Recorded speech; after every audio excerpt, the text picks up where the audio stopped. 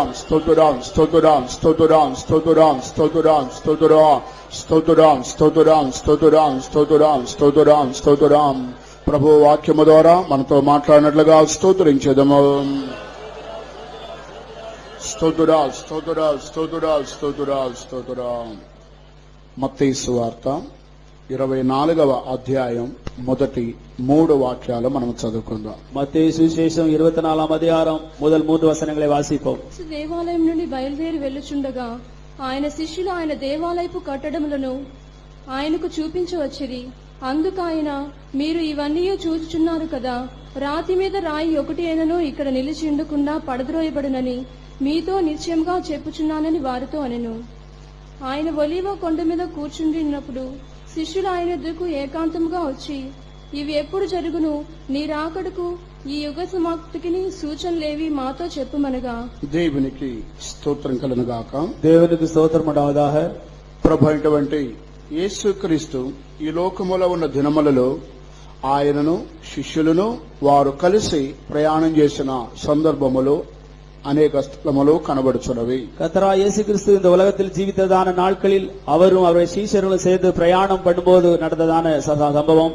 ఇక్కడ యేసు దేవాలయము నుండి బయలుదేరే సమయంలో దేవాలయం యొక్క కట్టడను శిష్యులు వారు ఆశ్చర్యముగా చూసి ఉన్నారు. இங்கு இயேசு தேவாலயத்தை விட்டு புறப்பட்டு போகையில் அவருடைய சீஷர்கள் தேவாலயத்தின் கட்டடங்களை ஆச்சரியமாக பார்த்தார்கள்.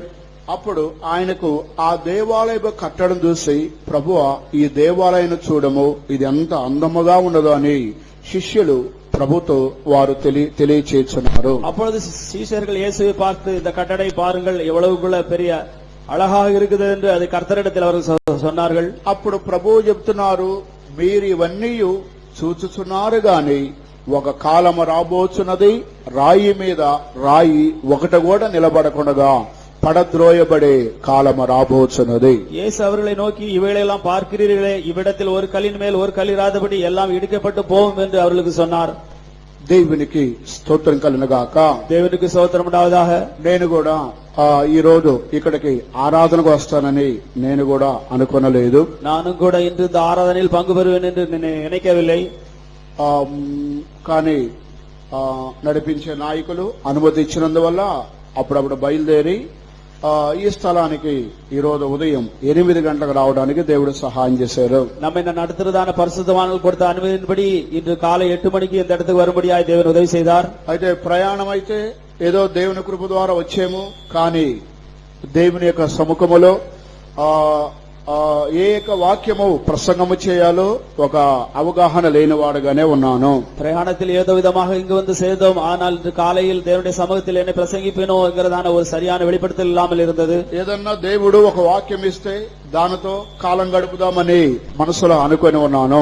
ஏதோ கர்த்தர் வசனத்தை கொடுத்தால் அதை வைத்து காலத்தை வைத்து விடலாம் என்று நான் நினைத்தேன்.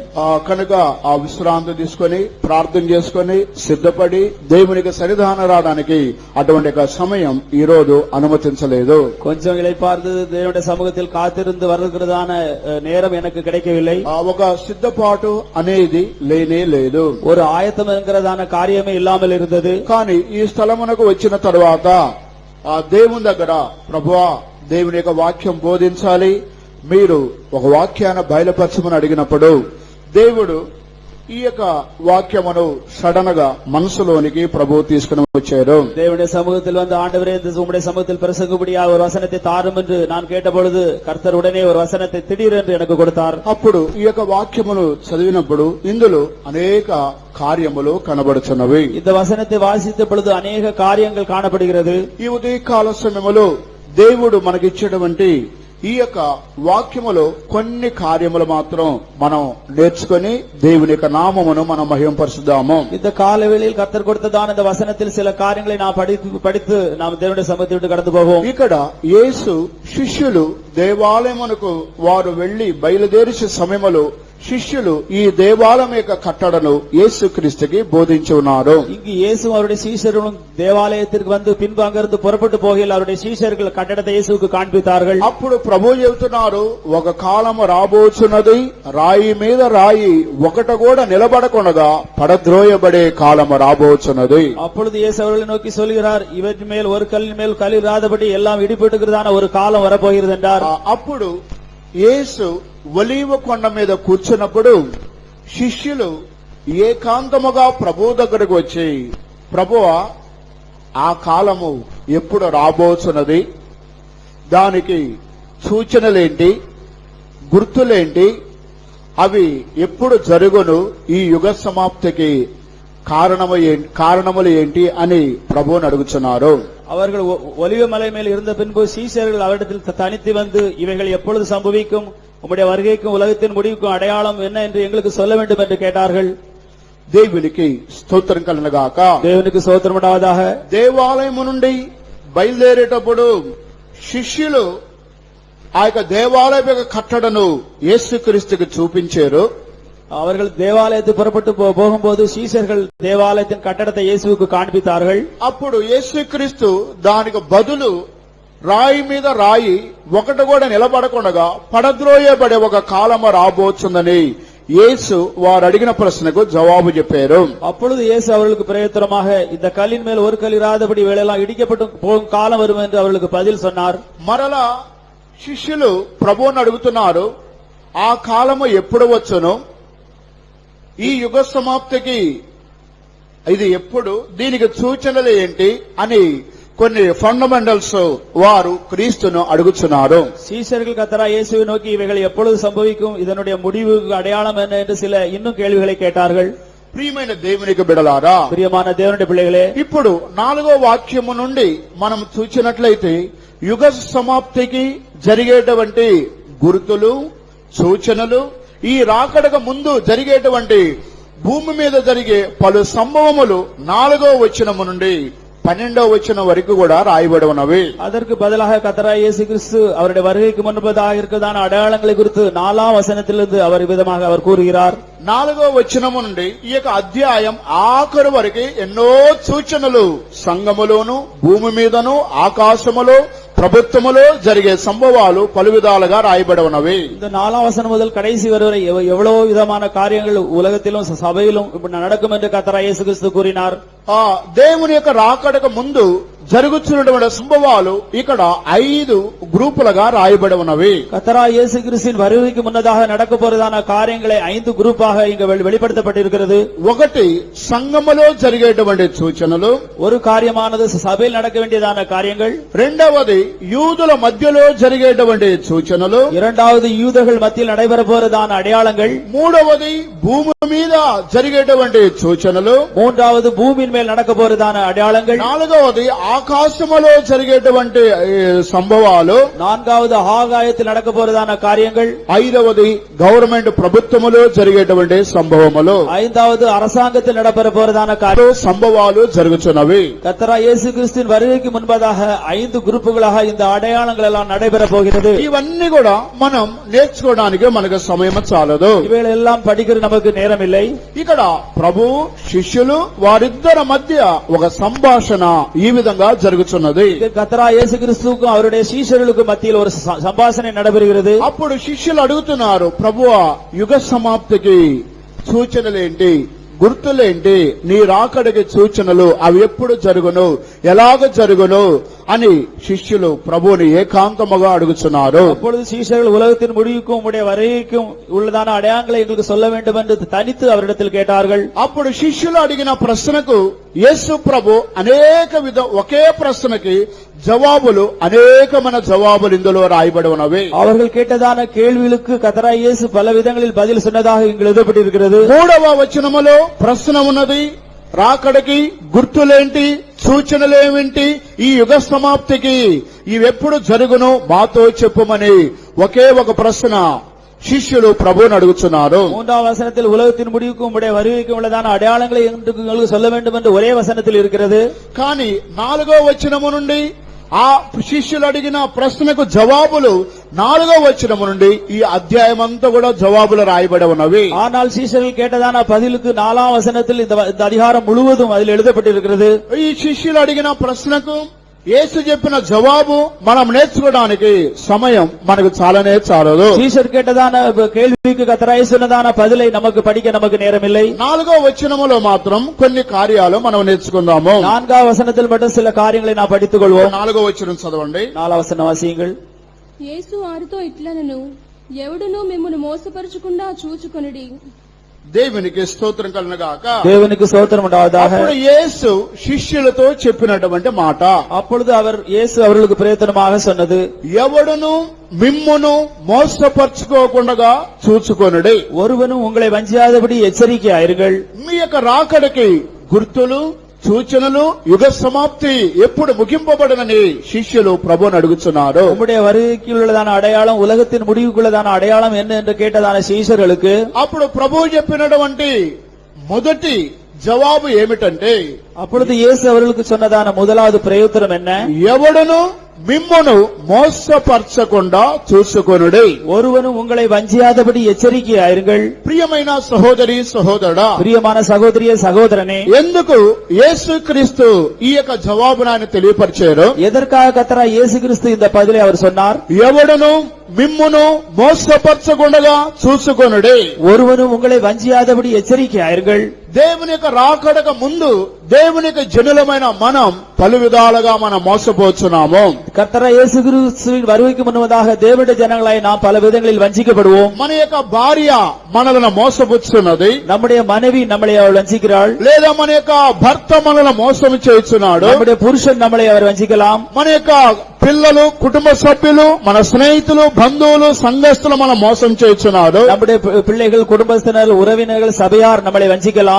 అందువల్ల యేసుక్రీస్తు ఆయన చెప్పినటువంటి మొదటి జవాబు ఏమిటంటే, ఎవడను మిమ్మును మోసపరచుకోకుండా చూసుకొనుడి. கர்த்தராகிய இயேசு கிறிஸ்து சொன்னதான முதல் பதில், ஒருவனும் உங்களை வஞ்சியாதபடி எச்சரிக்கையாயிருங்கள். ఇవి ఆయన రాకడక ముందు భూమి మీదను సంఘములోను జరుగుతున్నటువంటి సంభవాలు అంటున్నవి. இது அவர் வருவதற்கு முன்பதாக சபையில் நடக்க வேண்டியதான காரியமா இருக்கிறது. దేవునికి స్తోత్రం కలుగుగాక. தேவனுக்கு ஸ்தோத்திரம் உண்டாவதாக. దీనిలో అనేకమైన భాగములు మనం చూడగలుగుతున్నాము. இதில் அநேக பாகங்களை நாம் பார்க்கலாம். ఎవడును మిమ్మును మోసపరచుకోకుండా చూసుకొనుడి. ஒருவனும் உங்களை வஞ்சியாதபடி எச்சரிக்கையாயிருங்கள். మొట్టమొదటగా ఈ యొక్క మోసం అనేది మనలో నుండే బయలుదేరుతున్నది. முதலாவது வஞ்சிக்கிறதான காரியம் நம்மிலிருந்து தான் புறப்படுகிறது. ఆ మనలను మనమే మోసపుచ్చుకునే ఒక కాలమే ఈ యొక్క యేసుక్రీస్తు రాకడకు ముందు ఉన్నటువంటి కాలము. நம்மளை நாமே வஞ்சித்துக் கொள்கிறதான காரியத்தான் கர்த்தராகிய இயேசு கிறிஸ்து வருவதற்கு முன்னதாக இருக்கிறதான காரியம். ఎవడనో మిమ్మల్ని మోసపరచుకోకుండా చూసుకొనుడి అని ప్రభు చెప్పిన ఆ యొక్క జవాబులో మొట్టమొదటగా మనమే మోసపోతున్నాము. ஒருவனும் உங்களை வஞ்சியாதபடி எச்சரிக்கையாருங்கள் சொன்னதான பதிலுக்கு நம்மை நாமே வஞ்சித்துக் கொள்கிறோம். ఇతరులు మనల్ని మోసపరచడం కాదు, மற்றவர்களை நாம் வஞ்சிக்கிறது அல்ல, మనమే మోసపోతున్నాము. நாம் நம்மை நாமே வஞ்சித்துக் கொள்கிறோம். ఏ విధంగా మనమే మోసపోతున్నామంటే, எவ்விதமாய் நாம் நம்மை நாமே வஞ்சித்துக் கொள்கிறோம்? మొదటి యోహోను పత్రిక 1వ అధ్యాయం 8వ వచనములో రాయబడి ఉన్నది, మీరు పాపము లేనివారమని చెప్పుకొనిన ఎడల మిమ్మల్ని మీరే మోసపుచ్చుకొందురు. முதலாம் யோவான் 1ஆம் அதிகாரம் 8ஆம் வசனத்தில் நம்மில் பாவம் இல்லை என்போமானால் நம்மை நாமே வஞ்சிக்கிறவர்களாக இருக்கிறோம். మనము పాపం లేని వారమని చెప్పుకుని ఎడల మనలను మనమే పెద్దగా చదవమ్మా, సౌండ్ పెట్టండి. మనము పాపం లేని వారమని చెప్పుకుని ఎడల మనలను మనమే మోసపుచ్చుకొందుము. మనము పాపము లేని వారమని చెప్పుకొనిన ఎడల మనమే మోసపుచ్చుకొందుము. நமக்கு பாவை இல்லை என்போமானால் நம்மை நாமே வஞ்சிக்கிறவர்களாக இருப்போம். నాలో పాపము లేదని ఎవరైతే చెప్పుకుంటున్నారో వారికి వారే మోసపోతున్నారు. என்னில் பாவம் இல்லை என்று யார் சொல்கிறார்களோ அவர்கள் தங்களை தாங்களே வஞ்சித்துக் கொள்கிறார்கள். నేను నీతిమంతుడిగా ఉన్నాను, పరిశుద్ధుడిగా ఉన్నాను అని ఎవరైతే అనుకుంటున్నారో వారికి వారే మోసపోతున్నారు. நான் நீதிமானா இருக்கிறேன், பரிசுத்தவானா இருக்கிறேன் என்று யார் தங்களை எண்ணிக்கொள்கிறார்களோ அவர்கள் தங்களை தாங்களே வஞ்சித்துக் கொள்கிறார்கள். నాలో ఏ తప్పు లేదు, ఏ పొరపాటు లేదు అని అనుకున్నట్లయితే మనమే మోసపోతున్నాము. என்னில் எந்த விதமான குற்றங்களோ குறைகளோ இல்லை என்று நினைக்கிறவர்கள் தங்களை தாங்களே வஞ்சித்துக் கொள்கிறார்கள். అందువల్ల అపోస్తుడని యోహోను తెలియపరుస్తున్నాడు, మనము పాపము లేని వారమని అనుకున్నట్లయితే మనమే మోసపోతున్నాము. ஆகையால் அப்போஸ்தலனாகிய யோவான் இவ்விதமாய் சொல்லுகிறார், நமக்கு பாவம் இல்லை என்போமானால் நம்மை நாமே வஞ்சிக்கிறவர்களாயிருப்போம். యేసుక్రీస్తు రాకడక మునుపు అనేక మంది దేవునికి జనులు మాలో ఏ పాపము లేదు, ఏ పొరపాటు లేదు, మేమంతా 100% ప్యూర్ హోలీగా ఉన్నామని అనుకున్నట్లయితే తమకు తామే వారు మోసపోతున్నారు. கர்த்தராகிய இயேசு கிறிஸ்துவின் வருகைக்கு முன்பதாக தேவனுடைய ஜனங்கள் என்னில் ஒரு பாவம் இல்லை, என்னில் ஒரு விதமான குற்றம் இல்லை என்று சொல்வார்களானால் தங்களை தாங்களே வஞ்சிக்கிறார்கள். అందువల్ల యేసుక్రీస్తు ఎవడును మిమ్మును మోసపరచుకోకుండా చూసుకొనుడి. ஆகையால் கர்த்தராகிய இயேசு கிறிஸ்து ஒருவரும் உங்களை வஞ்சியாதபடி ఎచ్చరిக்கையார்கள் ఎన్கிறார். ఈ కాలస్థములు ఈ వాక్యం ప్రకారంగా మనమందరము దేవుని యొక్క వాక్యము వెలుగులో మనము పాపులమని మనమే గ్రహించవలసిందిగా కోరుచున్నాము. ஆகையால் இந்த காலை வேளையில் இந்த வசனத்தின் வெளிச்சத்தில் நம்மை நாமே பாவி என்று நாம் நம்மை ஒத்துக்கொள்வோம். ఎవరైతే నాలో ఏ పాపము లేదని అనుకుంటున్నారో వారు మోసపోతున్నారని వాక్యము రాయబడి ఉన్నది. யார் என்னில் ஒரு பாவம் இல்லை என்று அவர்கள் தங்களை தாங்களே நினைக்கிறார்களோ அவர்கள் தங்களை வஞ்சித்துக் கொள்கிறார்கள். దేవుని యొక్క వాక్యము వెలుగులో మన యొక్క కొరతలు తప్పిదములను బట్టి నేను పాపిని ప్రభువా నన్ను క్షమించమని మనం అడిగినప్పుడు దేవుడు మనల్ని క్షమింపబోతున్నాడు. தேவனுடைய வசனத்தின் வெளிச்சத்தில் ஆண்டவரே நான் பாவி என்று தனக்கு தங்களை அறிக்கையிடுகிறவர்களை கர்த்தர் மன்னிக்க போகிறார். కానీ నాలో ఏ పాపము లేదని మనము చెప్పుకొనినట్లయితే మనమే మోసపుచ్చుకుంటున్నాము. ஆனால் என்னில் எந்த விதமான பாவம் இல்லை என்று சொல்வோமானால் நாம் நம்மை நாமே வஞ்சிக்கிறவர்களாயிருக்கிறோம். దేవునికి స్తోత్రం కలుగును గాక. దేవునికి స్తోత్రం உண்டாவதாக. ఇది మనలను మనమే మోసపుచ్చుకున్నటువంటి ఒక అనుభవం అంటున్నది. இது நம்மை நாமே வஞ்சித்துக் கொள்கிறதான ஒரு அனுபவமா இருக்கிறது. దేవుని యొక్క రాకడికి ముందు దినాలలో అనేక మంది జనులు తమ్ముకు తామే వారు మోసపరుచుకునే ఒక కాలం ఇది.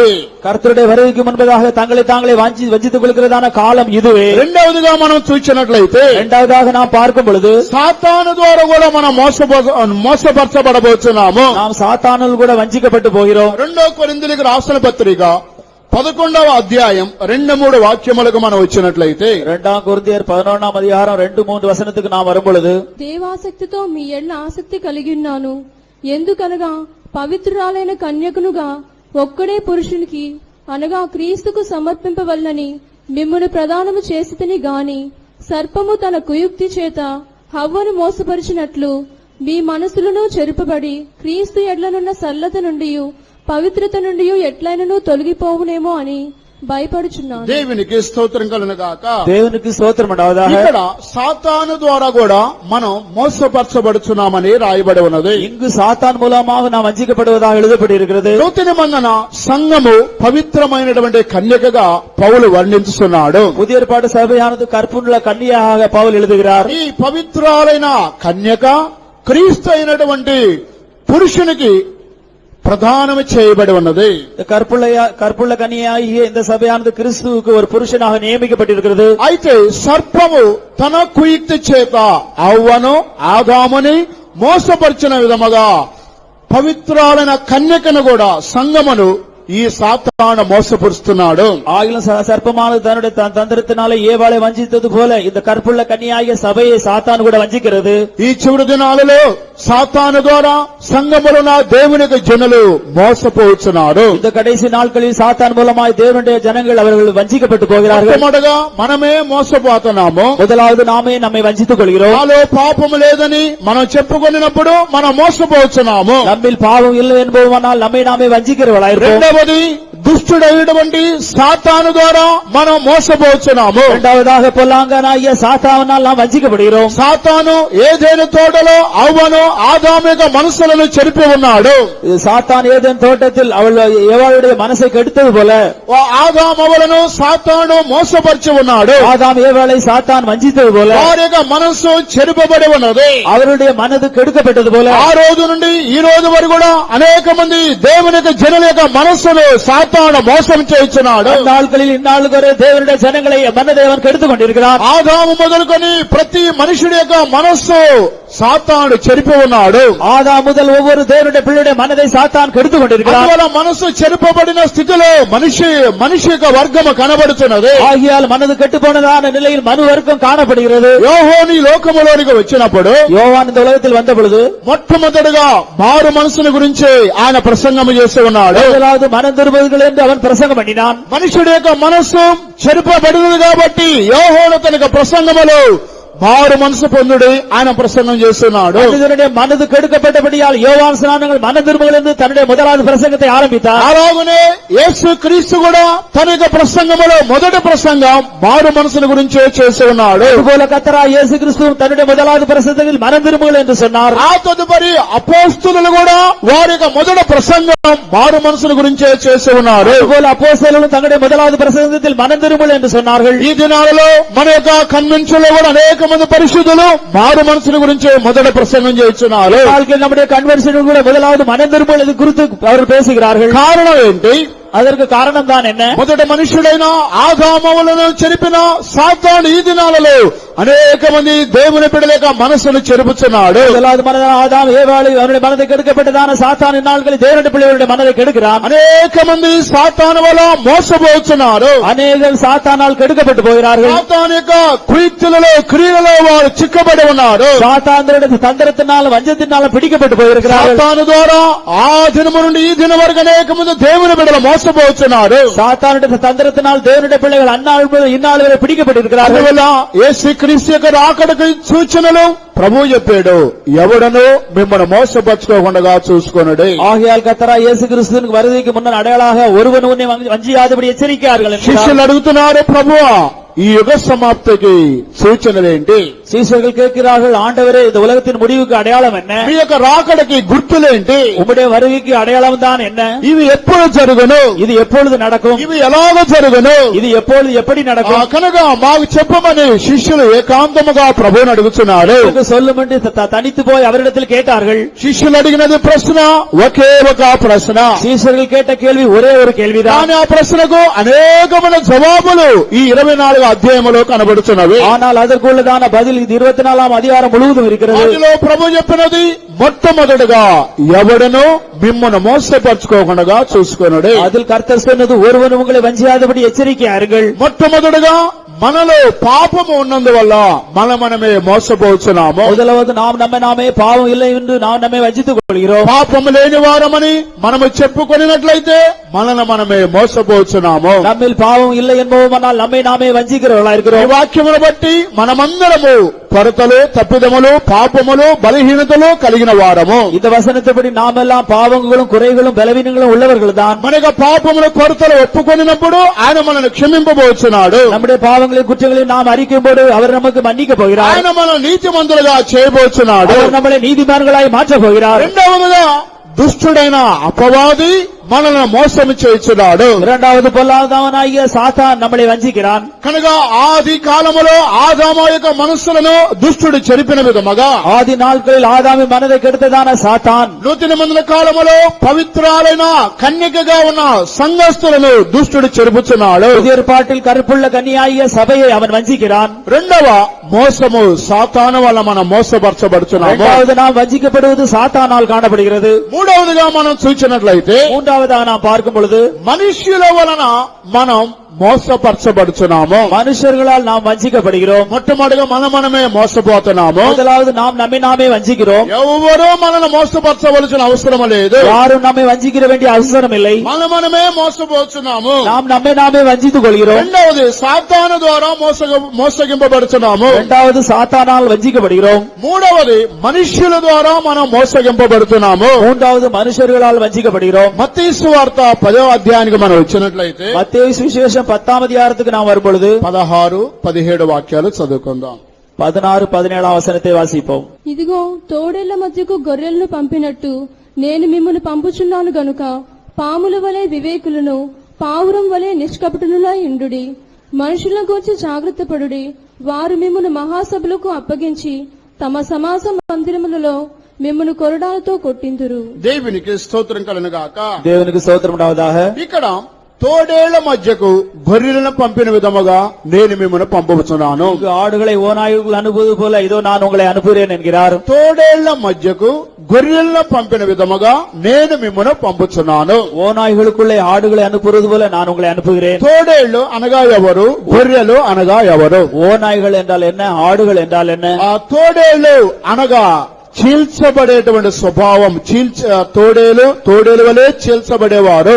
ஓநாய்கள் என்றால் ஓநாயை போல பீரிட்டு கிழித்து போடுகிறவர்கள். గొర్రెపిల్ల అనగా మౌనముగా సాత్వికము కలిగిన వారు. ஆடு என்றால் அது ஒரு அமைதியான ஒரு சாந்த குணம் உள்ளது. ఇక్కడ ప్రభు తన శిష్యులను తోడేళ్ల మధ్యకు గొర్రెలను పంపిన విధముగా నేను మిమ్మల్ని పంపుచున్నాను. இங்கு கர்த்தராகிய இயேசு கிறிஸ்து ஓநாய்க்குள்ளே ஆடுகளை அனுப்புவது போல நான் உங்களை அனுப்புகிறேன் என்கிறார். అప్పుడు మీరు ఎలాగుండాలంటే அப்பொழுது நீங்கள் எப்படி இருக்க வேண்டும்? పాముల వలె వివేకం కలిగి ఉండాలి, పావురము వలె నిష్కపటులై ఉండాలి. அப்பொழுது நீங்கள் சர்ப்பங்களைப் போல வினாவுள்ளவர்களும் புறாக்களைப் போல கபடற்றவர்களாக இருக்க வேண்டும். దేవునికి స్తోత్రం కలుగును గాక. தேவனுக்கு சோத்திரம் உண்டாவதாக. కనుక తోడేళ్లు అని చెప్పినప్పుడు వారు భయంకరమైనటువంటి ఆ స్వభావము కలిగిన వారు తోడేళ్లు. ஓநாய் என்றால் அது பயங்கரமான சுவாபம் உள்ளதாய் காணப்படுகிறது. ఆ తోడేళ్ల గురించి మనం వివరించాలంటే సమయం చాలదు. அந்த ஓநாய் குறித்து நாம் விவரமாய் படிக்க நமக்கு நேரம் இல்லை. ఈ యొక్క తోడేళ్లు వారు పలు విధాలుగా పోట్లాడే స్వభావము కలిగిన వారు. இந்த ஓநாய் என்றால் பல விதங்களில் சண்டை போடுகிறவர்களா இருக்கிறார்கள். లేదా నిందలు అవమానాలు మోపేవారు, அநேக நிந்தைகளை அவமானங்களை சுமத்துகிறவர்கள். లేదా గొర్రెపిల్ల కనబడిన వెంటనే చీల్చి మింగేసేటువంటి స్వభావము తోడేలుకున్నది. ஆட்டுக்குட்டி கண்டவுடனே அது கிழித்து அது பீரிட்டு போடுகிறா இருக்கிறது. తోడేళ్ళని గొర్రెపిల్ల చూసినట్లయితే గొర్రెపిల్ల లబో దిబో అనుకుంటా పరిగెత్తుకుంటా పోయితే இந்த ஓநாய் ஆட்டுக்குட்டி கண்டவுடன் அது விதமாய் ஓடி போகிறது. అదే తోడేలు గొర్రెపిల్లను చూసినట్లయితే அதே ஓநாயானது ஆடுகளை பார்க்கும் பொழுது ఇక తోడేళ్ళకి ఎంతో సంతోషము. அந்த ஓநாய்க்கு எவ்வளவோ சந்தோஷம். దొరికింది బందరు లడ్డని ఆ తోడేళ్ళకి ఎంతో సంతోషము. நமக்கு கிடைத்து விட்டு நல்ல ஆகாரம் என்று அந்த ஓநாய்களுக்கு மிகவும் சந்தோஷம். దేవునికి స్తోత్రం కలుగుగాక. தேவனுக்கு சோத்திரம் உண்டாவதாக. ఈ చివరి రోజులలో తోడేళ్ల మధ్యకు గొర్రెలను పంపిన విధముగా నేను మిమ్మల్ని పంపబోచున్నాను. கடைசி நாட்களில் ஓநாய்க்குள்ளே ஆடுகளை அனுப்புவதில் நான் உங்களை அனுப்புகிறேன். యేసుక్రీస్తు తన శిష్యులను తోడేళ్ల మధ్యకు పంపించి ఉన్నాడు. கர்த்தராகிய இயேசு கிறிஸ்து தம்முடைய சீஷர்களை ஓநாய்க்குள்ளே அனுப்பினார். ముందుగానే నేను మిమ్మల్ని ఫలానా ఊరు పంపబోచున్నాను, ఫలానా ఊరు వారు ఎటువంటి వారు యేసు ముందుగానే వారికి తెలియపరిచాడు. நான் இந்த ஊருக்கு நான் உங்களை அனுப்ப போகிறேன், இந்த ஊரார் இப்படிப்பட்டவர்கள் என்று அதற்கு முன்னதாகவே அவர்களுக்கு அறிவித்திருந்தார். కానీ ఆ సమయంలో మీరు ఎలాగుండాలంటే அப்பொழுது அந்த நேரத்தில் நீங்கள் எப்படி இருக்க வேண்டும்? పాముల వలె వివేకులను పావురము వలె నిష్కపటులై ఉండుడి. அந்த நேரத்தில் சர்ப்பங்களைப் போல வினாவுள்ளவர்களும் புறாக்களைப் போல கபடற்றவர்களுமா இருக்க வேண்டும். దేవునికి స్తోత్రం కలుగుగాక. தேவனுக்கு சோத்திரம் உண்டாவதாக. నేను ఒక ఊరిలో ట్రాన్స్ఫర్ అయి వెళ్లే ముందు நான் ஒரு ஊருக்கு டிரான்ஸ்பர் ஆகி போகும் முன்பு దేవుడు ప్రవచనము ద్వారా ఇలాగే మాట్లాడి ఉన్నాడు. கர்த்தர் தீர்க்க தரிசனம் மூலமாய் இவ்விதமாய் பேசினார். తోడేళ్ల మధ్యకు నేను మిమ్మును గొర్రెలను పంపిన విధముగా నేను నిన్ను పంపుచున్నాను. ஓநாய்களுக்குள்ளே ஆடுகளை அனுப்புனது போல நான் உங்களை அனுப்புகிறேன். అయితే దావీదుకి తోడుగా ఉన్న దేవుడుగా నేను నీకు తోడుగా ఉండబోచున్నాను. தாவீதுக்குதான தேவன் அவன் கூட இருந்தது போல நான் உன்னோடு கூட இருப்பேன். దావీదుకి ఇచ్చిన అభిషేకము నేను నీకు ఇవ్వబోచున్నాను. தாவீதுக்கு கொடுத்ததான అభిషేకத்தை நான் உனக்கு கொடுக்க போகிறேன். ఆ తోడేళ్లన్నిటినీ నేను గొర్రెలుగా చేయబోచున్నాను. இந்த ஓநாய்களை எல்லாம் நான் ఆడుகளாக மாற்றப் போகிறேன். నిజముగా ఆ ప్రవచనం వినినప్పుడు నేను కొద్దిగా భయపడి ఉన్నాను. நிச்சயமாகவே நான் அந்த தீர்க்க தரிசனம் கேட்டപ്പോൾ மிகவும் பயந்தேன். ఆ తర్వాత మరలా ఆ ప్రవచన జవాబు ప్రభు మాట్లాడాడు. దావీదుకి తోడుగా ఉన్న విధముగా దావీదుకి ఇచ్చిన అభిషేకం నేను నీకు ఇవ్వబోచున్నాను. அந்த தீர்க்க தரிசனத்தின் பதிலும் கர்த்தருடனே தாவீதோடு இருந்தது போல நான் உன்னோடு கூட இருப்பேன் என்றார். ఆ తోడేళ్లను నేను గొర్రెలుగా చేయబోచున్నాను. ఓనాయిகளை நான் ఆడుగளைப் పోல మార్చப் పోகிறேன். నిజముగా ట్రాన్స్ఫర్ అయి వెళ్లిన తరువాత ఆ సంగమును ఆ స్థలాన్ని జనులను చూసినప్పుడు దేవుడు మాట్లాడినది 100% గ్యారంటీగా ఉన్నది. நான் அந்த இடத்துக்கு இடம் மாறி போன போது அங்களுக்கு தான ஜனங்கள் சபைகளை பார்த்தபோது அது 100% உண்மையா இருந்தது. అయితే ప్రభు మాట్లాడిన వాక్కు సత్యము కాబట్టి ఆ తోడేళ్లన్నిటినీ దేవుడు గొర్రె పిల్లలుగా మార్చి ఉన్నాడు. கர்த்தர் பேசினதான வார்த்தை சத்தியமா இருந்தபடினால் அங்கு இருக்கதான ஓநாய்கள் எல்லாம் ஆடுகளாய் மாற்றப்பட்டார்கள். ఆ సంఘములో ఎన్ని తోడేళ్లు ఉన్నాయో ఆ తోడేళ్లన్నీ కూడా గొర్రెలుగా మార్చబడి ఉన్నారు. சபையில் இருந்தான ஓநாய்களை எல்லாம் கர்த்தர் ஆடுகளாய் மாற்றினார். ప్రియమైన సహోదరి సహోదరుడా, பிரியமான சகோதரனே சகோதரியே, ఈ యొక్క ఉదాహరణ యేసు ప్రభు బోధించి இந்த உதாரணத்தை கர்த்தராகிய இயேசு போதித்து మనుష్యుల నిమిత్తమై జాగ్రత్తగా ఉండుడి, மனுஷரை குறித்து எச்சரிக்கையா இருங்கள். இருக்கிறார்கள். ఈ మత్తయి సువార్త 10:17 మనం చదువుకున్నట్లయితే மத்தேயு சுவிசேஷம் 10:17 வாசிக்கும் பொழுது మనుషులను గురించి జాగ్రత్త పడుడే, மனுஷரை குறித்து எச்சரிக்கையாயிருங்கள். అనగా దీని యొక్క అర్థం ఏంటి? இதனுடைய அர்த்தம் தான் என்ன? మనుషుల వలన మనం మోసపరచబడకూడదు. மனுஷரால் நாம் வஞ்சிக்கப்படக்கூடாது. మనుషులు మనలను సమాజ మందిరములోనికి అప్పగిస్తారు. மனுஷர்கள் நம்மை సంఘங்களுக்கு முன்பதாக ஒப்பு கொடுப்பார்கள். మనలను కొరడాలతో వారు కొట్టిస్తారు. மனுஷர்கள் நம்மளை வாரினால் அடிப்பார்கள். మనుషులు వారు మనను మోసపరచబోతున్నారు. மனுஷர்கள் அவர்கள் தங்களை நம்மை வஞ்சிக்க போகிறார்கள். అందువలన యేసుక్రీస్తు ఎవడను మిమ్మల్ని మోసపరచుకోకుండా చూసుకొనుడే. ஆகையால் ஒருவன் உங்களை வஞ்சிக்காதபடி எச்சரிக்கையார்கள் என்கிறார். శిష్యులు అడుగుతున్నారు, ప్రభువా ఈ యుగ సమాప్తికి సూచనలు ఏంటి? சீஷர்கள் இந்த உலகத்தின் முடிவுக்கு அடையாளம் என்ன என்று கேட்கிறார்கள். ఈ మీ యొక్క రాకడకి గుర్తులేంటివి? உம்முடைய வருகையின் அடையாளம் தான் என்ன என்று கேட்கிறார்கள். ఇవి ఎప్పుడు జరుగును? இது எப்பொழுது நடைபெறும்? ఇవి ఎలాగ జరుగును? இது எப்படி நடக்கும்? అప్పుడు ప్రభు చెప్పారు, ఎవడను మిమ్మల్ని మోసపరచుకోకుండా చూసుకొనుడు. அப்பொழுது இயேசு சொன்னார், ஒருவன் உங்களை வஞ்சியாதபடி எச்சரிக்கையார்கள். మనిషి మొట్టమొదటిగా మనమే మోసపరచుకోకూడదు. முதலாவது நாம் நம்மை நாமே வஞ்சித்துக் கொள்ளக்கூடாது. రెండవది సాతాను ద్వారా మనం మోసగింపబడకూడదు. இரண்டாவது சாத்தானால் நாம் வஞ்சிக்கப்பட்டு போகக்கூடாது. మూడవది మనుష్యుల వలన మనం మోసగించబడకూడదు. மூன்றாவது மனுஷரால் நாம் வஞ்சிக்கப்பட்டு போகக்கூடாது. మనుష్యుడు వివిధమైన తంత్రములు కలిగిన వాడని రాయబడి ఉన్నది. மனுஷர்கள் பலவிதமான தந்திரங்களுடையவர்களாக இருக்கிறார்கள். ప్రసంగి గ్రంథం 7వ అధ్యాయమునకు మనం వచ్చినట్లయితే பிரசங்கியின் புஸ்தகம் 7ஆம் அதிகாரத்துக்கு நாம் வரும்பொழுது చివరి వాక్యమా చూడండి, கடைசி வசனம். లేదా 9 చివర, దేవుడు మనుషులను పుట్టించినప్పుడు యథార్థముగానే పుట్టించాడు. 7 చివర వచనం 29వ వచనం. பிரசங்கி 7:29. ఇది ఒకటి మాత్రం నేను కనుగొంటిని, ఏమనగా దేవుడు నరులను యథార్థవంతులుగా పుట్టించును గాని వారు వివిధమైన తంత్రములు కల్పించుకొని ఉన్నారు. దేవునికి స్తోత్రం కలుగుగాక. தேவனுக்கு ஸ்தோத்திரம் உண்டாவதாக. దేవుడు నరులను యథార్థవంతులుగా ఆయన సృజించి ఉన్నాడు. தேவன் மனுஷனை செம்மையாவனாக உண்டாக்கினார். కానీ కాలము గడువగా మనుష్యుడు వివిధమైన తంత్రములు కల్పించుకొని జీవిస్తున్నాడు. ஆனால் காலங்கள் கடந்து போக போக அவர்களும் அநேக உபாய தந்திரங்களை தேடிக்கொண்டார்கள். దేవుడు మనిషిని సృజించినప్పుడు యథార్థముగా సృజించి ఉన్నాడు. இதோ தேவன் மனுஷனை உண்டாக்கின பொழுது அவனை செம்மையாவனாக உண்டாக்கினார். కానీ కాలము గడవగా మనుష్యుడు వివిధమైన తంత్రములు కల్పించుకొని జీవిస్తున్నాడు. ஆனால் காலங்கள் கடந்து போக போக அவன் அநேக உபாய தந்திரங்களை தேடிக்கொண்டான். ప్రియమైన దేవుని బిడ్డలారా, మనుష్యుల నిమిత్తమై మనం జాగ్రత్త కలిగిన వారుగా ఉండాలి. பிரியமான தேவனுடைய பிள்ளைகளே, மனுஷனை குறித்து நாம் எச்சரிக்கையார்கள். ఒకవేళ మనమే మోసపరచకుండా మనం ఉండవచ్చును. ஒருவேளை நாம் நம்மை நாமே வஞ்சிக்காமல் இருக்கலாம். సాతాను ద్వారా మనం మోసపరచబడకుండా ఉండవచ్చును. ஆனால் நாம் வஞ்சிக்கப்படாதபடி இருக்கலாம். మూడవది మనుష్యుల వలన కూడా మనం మోసపరచబడకుండా ఉండాలి. மூன்றாவது மனுஷரால் கூட நாம் வஞ்சிக்கப்படாதபடி எச்சரிக்கையா இருக்க வேண்டும். ఏ మనుషుడు వలన మనం మోసపరచబడకూడదు. எந்த ஒரு மனுஷனாலும் நாம் வஞ்சிக்கப்படக்கூடாதபடி இருக்க வேண்டும். యేసు ప్రభుది 2000 సంవత్సరాల క్రితమే తెలియపరిచి ఉన్నాడు. இயேசு கிறிஸ்து 2000 வருடங்களுக்கு முன்னதாக நமக்கு தெரிவித்திருக்கிறார். మనుషుల నిమిత్తమై మీరు జాగ్రత్త కలిగి ఉండాలి. மனுஷரை குறித்து நீங்கள் எச்சரிக்கையாயிருங்கள். వారు ఎటువంటి మనుషుడైనా సరే బీ కేర్ఫుల్.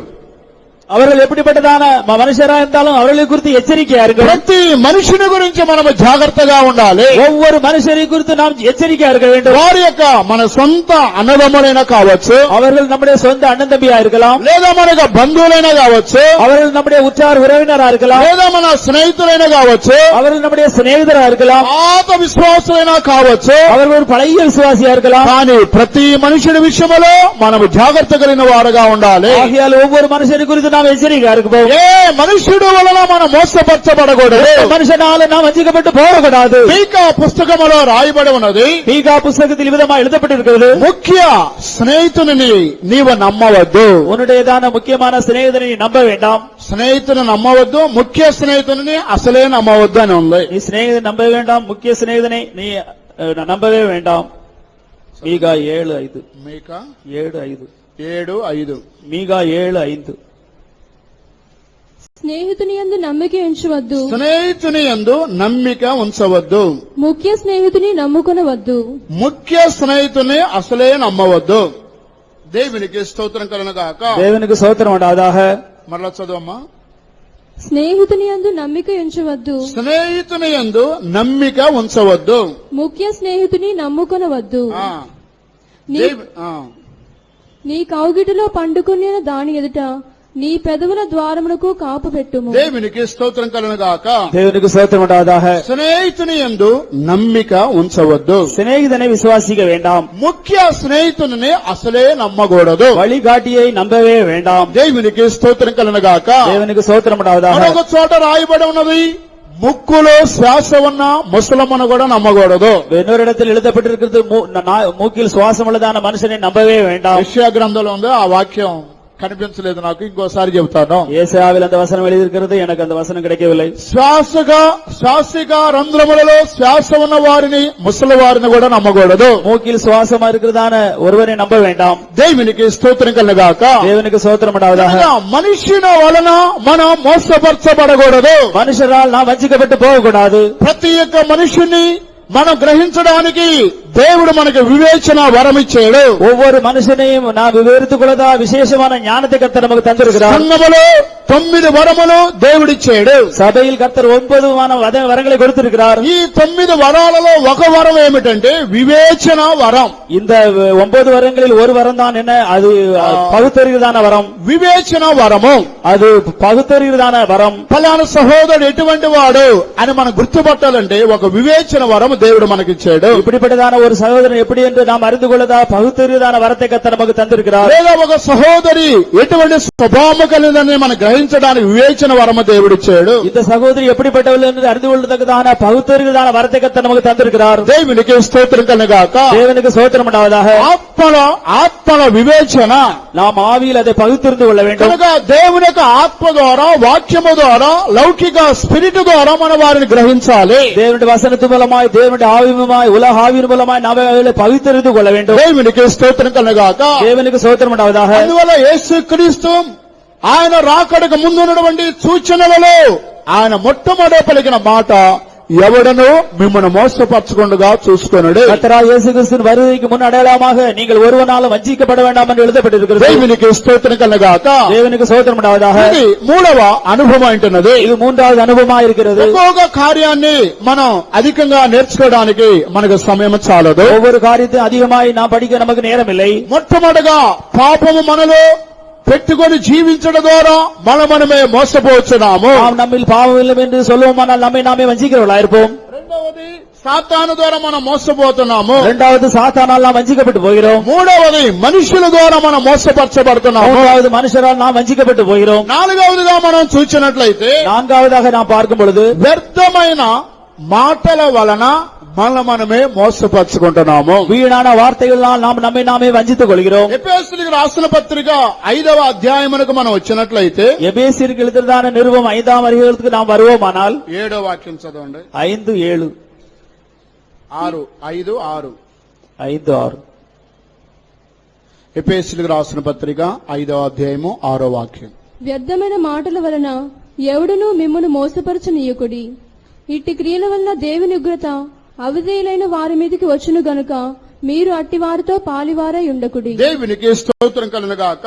దేవునికి స్తోత్రం ఉడావதாக. ఇక్కడ పౌలు ఎఫెసు సంఘానికి తెలియపరిచిన ఈ యొక్క పత్రిక మనం చూసినట్లయితే, இங்கு பவுல் எபேசியருக்கு எழுதின இந்த நிருபத்தை நாம் வாசிக்கும் பொழுது, వ్యర్థమైన మాటల వలన ఎవడును మిమ్మును మోసపరచనీయకుడి. உங்களை வீண் வார்த்தையினால் ஒருவனும் வஞ்சிக்காதபடி மோசம் போகாதபடி எச்சரிக்கையார்கள். ఇట్టి క్రియల వలన దేవుని ఉగ్రత అవిధేయులైన వారి మీదకి వచ్చును. இப்படிப்பட்டவர்கள் நிமித்தம் கீழ்ப்படியமான பிள்ளையின் மேல் தேவ கோபாக்கினை வரும். కనుక మీరు అట్టివారితో పాలివారై ఉండకుడి. நீங்கள் அப்படிப்பட்டவர்களிடத்தில் பங்காளிகளாய் இருக்க வேண்டாம். వ్యర్థమైన మాటల వలన ఎవడును మిమ్మును మోసపరచకుండా చూసుకొనుడి. வீண் வார்த்தையினால் ஒருவனும் உங்களை மோசம் போகாதபடி எச்சரிக்கையார்கள். నాలుగవది వ్యర్థమైన మాటల వలన మనము మోసపోకుండా ఉండాలి. நான்காவது வீண் వార్తగளால் நாம் మోసం పోகாதபடி எச்சரிக்கையா இருக்க வேண்டும். కనుక వ్యర్థమైన మాటలు ఎవరైనా మాట్లాడినట్లయితే, வீணான வார்த்தைகளை யாராவது பேசுவார்களானால் వెంటనే మనం వాటిని కట్ చేయాలి. உடனே நாம் அதை கட் பண்ண வேண்டும். యోగ్యమైన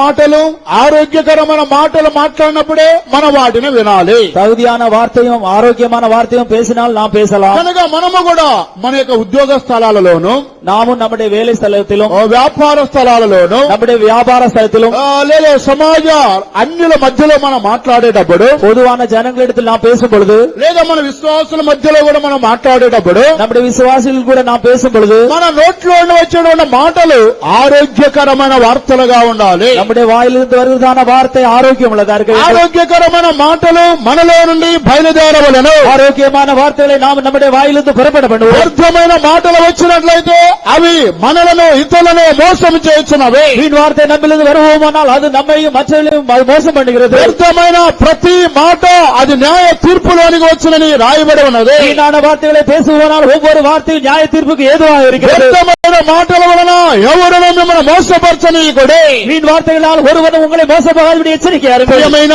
సహోదరి సహోదరా, பிரியமான சகோதரனே సహోదரியே, మన దేవుని యొక్క రాకడ అతి సమీపముగా ఉన్నది. நம்முடைய கர்த்தராகிய இயேசு கிறிஸ்துவின் வருகை అతి సమీపంగా ఆయన இருக்கிறது. రాకడ సమీపమున్న దినాలలో వ్యర్థమైన ప్రతి మాటకు మనం లెక్క అప్పజెప్పాలి. அவர் வருகை சமீபமான நாட்களில் வீண் வார்த்தை ஒவ்வொருக்கும் நாம் கணக்கு கொடுக்க வேண்டும். అనగా మన నోటిలో వచ్చే ప్రతి మాటకు మనం లెక్క అప్పజెప్పాలి. நம்முடைய வாயிலிருந்து புறப்படுகிறதான ஒவ்வொரு வார்த்தைக்கு நாம் கணக்கு கொடுக்க வேண்டும். అందువల్ల మనం మాట్లాడేటప్పుడు నిదానించి మాట్లాడేవారుగా ఉండాలి. ஆகையால் நாம் பேசும்போது மிகவும் நிதானித்து பேச வேண்டும். దేవుని బిడ్డలుగా చెప్పుకుంటున్న మనము మన మాటలు కొద్దిగా ఉండాలి. தேவனுடைய பிள்ளைகளாய் சொல்லுகிறதான நம்முடைய வார்த்தை மிகவும் சுருக்கமாக இருக்க வேண்டும். ప్రసంగి గ్రంథము 5వ అధ్యాయములో రాయబడి ఉన్నది. பிரசங்கி 5ஆம் அதிகாரத்தில் మన எழுதப்பட்டிருக்கிறது. దేవుడు ఆకాశమందున్నాడు, நம்முடைய தேவன் வானத்தில் இருக்கிறார், మనము భూమి మీద ఉన్నాము. நாம் பூமியில் இருக்கிறோம். మన యొక్క మాటలు కొద్దిగా ఉండాలి. நம்முடைய வார்த்தையானது மிகவும் சுருக்கமாக இருக்க வேண்டும். వ్యర్థమైన మాటలు మనము మాట్లాడకూడదు. வீணான வார்த்தைகளை நாம் பேசக்கூடாது. వ్యర్థమైన మాటల వల్ల మనమే మోసపుచ్చుకుంటున్నాము. வீணான வார்த்தைகள் நாம் நம்மை நாமே வஞ்சித்துக் கொள்கிறோம். దేవునికి స్తోత్రం కలగాక. தேவனுக்கு ஸ்தோத்திரம் உண்டாவதாக. చదవండి ప్రసంగి 5:3 4 5:2 5:2. నీవు దేవుని సన్నిధిని అనాలోచనగా పలుకుటకు నీ హృదయమును త్వరపడనీయక నీ నోటిని కాచుకొమ్ము. దేవుడు ఆకాశమందున్నాడు, నీవు భూమి మీద ఉన్నావు, కావున నీ మాటలు కొద్దిగా ఉండవలెను. దేవునికి స్తోత్రం కలుగుగాక. தேவனுக்கு ஸ்தோத்திரம் உண்டாவதாக. దేవుడు ఆకాశమందున్నాడు, தேவன் வானத்தில் இருக்கிறார், నీవు భూమి మీద ఉన్నావు. நீ பூமியில் இருக்கிறாய். కనుక మన యొక్క మాటలు కొద్దిగా ఉండాలి. ஆதலால் உன் வார்த்தைகள் சுருக்கமாக இருப்பதாக. వ్యర్థమైన మాటలు మనలో బయలుదేరకూడదు. வீணான வார்த்தை நம்மிலிருந்து புறப்பட ఆ வேண்டாம். వ్యర్థమైన వాక్కుల ద్వారా మనమే మోసపోతున్నాము. அந்த வீணான வார்த்தைகளால் நாம் நம்மை நாமே வஞ்சிக்கிறோம். ఇది 4వ అనుభవం అంటున్నది. இது 4வது அனுபவமாக இருக்கிறது. 5వదిగా చూచినట్లయితే 5வதாக நாம் பார்க்கும் பொழுது గలతీయులకు రాసిన పత్రిక கலாத்தியருக்கு எழுதினதான நிருபம் 6వ అధ్యాయము 3వ వాక్యం. 6ஆம் அதிகாரம் 3ஆம் வசனம். ఎవడైనను వట్టివాడయుండి తాను ఎన్నికైన వాడనని ఎంచుకుని ఎడల తన్ను తానే మోసపరుచుకొనును. దేవునికి స్తోత్రం కలుగాక. தேவனுக்கு ஸ்தோத்திரம் உண்டாவதாக. ఎవడైనను వట్టివాడయుండి తాను ఎన్నికైన వాడనని ఎంచుకునే ఎడల తన్ను తానే మోసపరుచుకుంటున్నాడు. ஒருவன் தான் ஒன்றுமில்லாதிருந்தும் தன்னை ஒரு பொருட்டென்று எண்ணினால் தன்னை தானே வஞ்சிக்கிறான். ఎవడైనను వట్టివాడయుండి తాను ఎన్నికైన వాడనని చెప్పుకొని ఎడల తనకు తానే మోసపుచ్చుకుంటున్నాడు. ஒருவன் தான் ஒன்றுமில்லாதிருந்தும் தன்னை ஒரு பொருட்டென்று எண்ணினால் தன்னை தானே வஞ்சிக்கிறான். ఇది 5వ అనుభవం అంటున్నది. இது 5வது காரியமா இருக்கிறது. పౌలు గలతీ సంఘానికి తెలియపరుస్తున్నారు. பவுல் கலாத்தியருக்கு இவ்விதமாய் அவர் எழுதுகிறார். ఎందుకు గలతీ సంఘాన్ని గురించి ఆయన ఈ విధంగా తెలియపరిచి ఉన్నారంటే, எதற்காக கலாத்திய சபை குறித்து அவர் இவ்விதமாய் எழுதியிருக்கிறார். గలతీ సంఘములో దేవునికి జనులు మొదట వారి ఆత్మీయ జీవితమును ఆత్మానుసారంగా ప్రారంభించారు. கலாத்திய சபையார் முதலில் தன்னுடைய ஜீவியத்தை அவர் ஆவியில் ஆரம்பித்தார்கள். కానీ ముగింపు వారు శరీరములో ముగించారు. முடியும் போது அவர்கள் அதை மாம்சத்தில் முடித்தார்கள். కనుక ఆత్మానుసారంగా ప్రారంభించారు, ముగింపు ఆత్మానుసారంగా లేదు. அவர்கள் ஆவியில் ஆரம்பம் பண்ணினார்கள், அவர்கள் முடிவு ஆவியில் இல்லாமல் వారి இருந்தது. ముగింపు శరీరానుసారముగా ఉన్నది. அவர்களுடைய முடிவு மாம்சத்திலே முடிந்ததா இருந்தது. అందువల్ల ఎవడైనను వట్టివాడయుండి తాను ఎన్నికైన వాడనని చెప్పుకున్నట్లయితే తనకు తానే మోసపోతున్నాడు. ஒருவன் தான் ஒன்றுமில்லாதிருந்தும் தன்னை ஒரு பொருட்டென்று எண்ணினால் தன்னை தானே வஞ்சிக்கிறான். దీని యొక్క అర్థం ఏమిటంటే, இதற்கு அர்த்தம் தான் என்ன? ఉదాహరణ, ఒక సహోదరుడు తాను ఏ యోగ్యత లేనివాడుగా ఉన్నాడు అనుకోండి.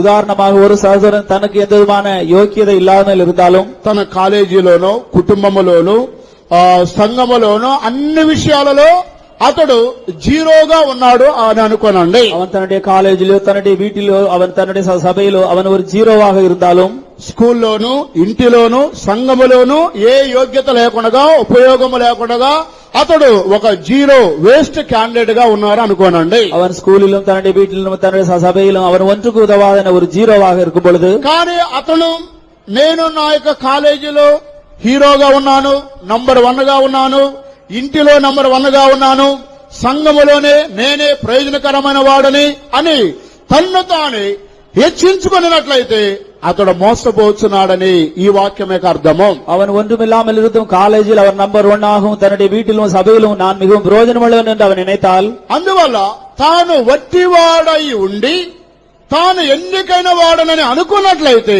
తనకు తానే మోసపోతున్నాడు. தான் ஒன்றுமில்லாதிருந்தும் தன்னை ஒரு பொருட்டென்று எண்ணினால் தன்னை தானே வஞ்சிக்கிறான். మన యొక్క ఒక్కొక్కరి జీవితాన్ని కూడా మనం చూసినట్లయితే நாம் நம்முடைய ஒவ்வொரு ஜீவியத்தையும் நாம் ஆராயும் பொழுது, ప్రభువా ఏ యోగ్యత నాలో లేదు ప్రభువా, ஆண்டவரே என்னில் ஒன்று விதமான தகுதியுமே இல்லை, నేను ఎందుకు ఉపయోగము లేని వాడను ప్రభువా நான் ஒன்றுக்கும் உதவாதவன் అని మనమే తగ్గించుకున్నట్లయితే దేవుడు మనల్ని ఆశీర్వదింపబోతున్నాడు. அவ்விதமாய் நம்மை தாழ்த்துவோமானால் கர்த்தர் நம்மை ஆசீர்வதிப்பார். కానీ నాకన్నీ తెలుసు, నాకు తెలియనిది ఏమీ లేదు, నాకన్ని వాక్యాలు తెలుసు, ఉపదేశం అంతా తెలుసు అని మనం హెచ్చించుకున్నట్లయితే మనమే మోసపోతున్నాము. எனக்கு எல்லாமே தெரியும், எல்லா வசனமும் தெரியும், உபதேசம் தெரியும் என்று நாம் நம்மை உயர்த்தினால் நாம் வஞ்சிக்கப்பட்டு போவோம். దేవునికి స్తోత్రం కలుగాక.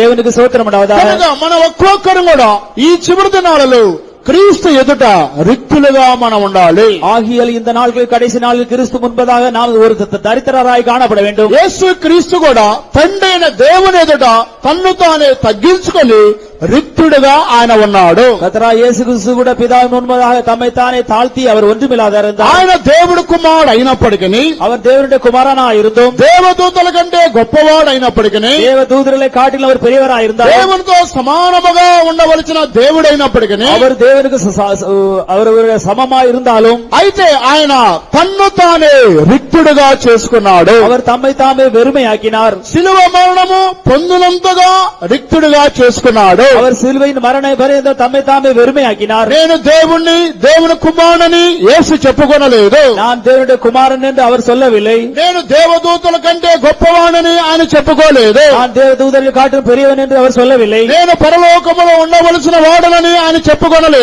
நான் பரலோகத்தில் இருக்க வேண்டியவன் என்று அவர் சொல்லவில்லை. ఎంతగా తగ్గించుకోవాలో అంతగా యేసు తగ్గించుకున్నాడు. எவ்வளவுக்குள்ளவு தம்மை தாம் தாழ்த்த விரும்பினார் அவ்வளவுக்குள்ளவு தாழ்த்தினார். అందువల్ల ఆయన యొక్క పేరు భూలోకములోను పరలోకములోను భూమి కింద ఉన్న నివాసులలో అన్ని నామముల కంటే ఆయన నామము హెచ్చింపబడినది. ஆகியால் இயேசுவின் நாமத்தில் வானோர் பூதலத்தோர் பூமியின் கீழோட எல்லாருடைய நாமங்களுக்கு மேலாய் மாற்றப்பட்டது. ఈ దినాలలో ఈ యొక్క వాక్యం ప్రకారంగా మనమే రిక్తులుగా తగ్గించుకోవాలి. ஆகியால் இந்த வசனத்தைப்படி நாம் நம்மை நாமே வெறுமையாக்குவோம். ఎవడైనను వట్టి వాడయుండి తాను ఎన్నికైన వాడనని అనుకున్నట్లయితే తమకు తామే అతడు మోసపోతున్నాడు. யாராவது ஒன்றுமில்லாமல் இருந்து தன்னை ஒரு பொருட்டென்று எண்ணினால் அவன் தன்னை தானே வஞ்சிக்கிறான். ఈ ఉదయ కాల సమయంలో మనం ఒక్కొక్కరు కూడా ఎన్నికైన వారమని ఎవరు కూడా మనం చెప్పుకోకూడదు. இந்த கால வேளையில் நாம் மிகவும் ஏதோ ஒரு பொருட்டென்று நம்மை நாமே எண்ணிக்கொள்ளக்கூடாது. మనమందరం కూడా వట్టి వారమని మనం చెప్పుకోవాలి. நாம் எல்லாரும் நாம் ஒன்றுமில்லாதவர்கள் நம்மை சொல்லுவோமா? జీవించుతున్నది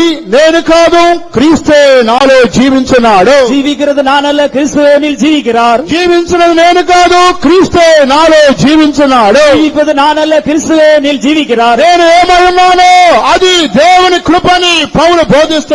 நான் இருப்பது தேவ கிருபையினால் என்று பவுல் போதிக்கிறார். దేవుని కృప ద్వారా నేను ఇలాగ ఉన్నాను. தேவ கிருபையினால் நான் இவ்விதமாய் இருக்கிறேன். ఆయన కృపయే నన్ను బలపరచబోతున్నది. அவர் கிருபையானது என்னை பலப்படுத்துகிறது. జీవించున్నది నేను కాదు, క్రీస్తే నాలో జీవించున్నాడు. ஜீவிக்கிறது நான் அல்ல, கிறிஸ்துவேனில் ஜீவிக்கிறார். అందువల్ల నేను వట్టి వాడనని మనం చెప్పుకోవాలి. ஆகியால் நான் ஒன்றுமில்லை என்று நாம் சொல்ல வேண்டும். మనము గట్టి వారమైనప్పటికీ వట్టి వారముగా మనమే బోధించుకోవాలి. நாம் மிகவும் பலமுள்ளவர்களாக இருந்தால் நாம் ஒன்றுமில்லை రక్షింపిல்லாதவர்கள் நாம் சொல்ல வேண்டும். ప్రియమైన సహోదరి సహోదరుడా, பிரியமான சகோதரனே சகோதரியே, ఈ విధముగా 5 విధములుగా మనమే మోసపరుచుకుంటున్నాము. விதமாய் 5 காரியங்களை நாம் நம்மை நாமே மோசம் பண்ணிக் கொள்கிறோம். ఇంకనూ వేద గ్రంథములో అనేక వాక్యాలు కనబడుతున్నవి. இன்னும் வேத வசனத்தில் அநேக வசனங்கள் காணப்படுகிறது. కానీ సమయం మనకు అనుమతించడం లేదు. ஆனால் நமக்கு நேரம் இல்லை.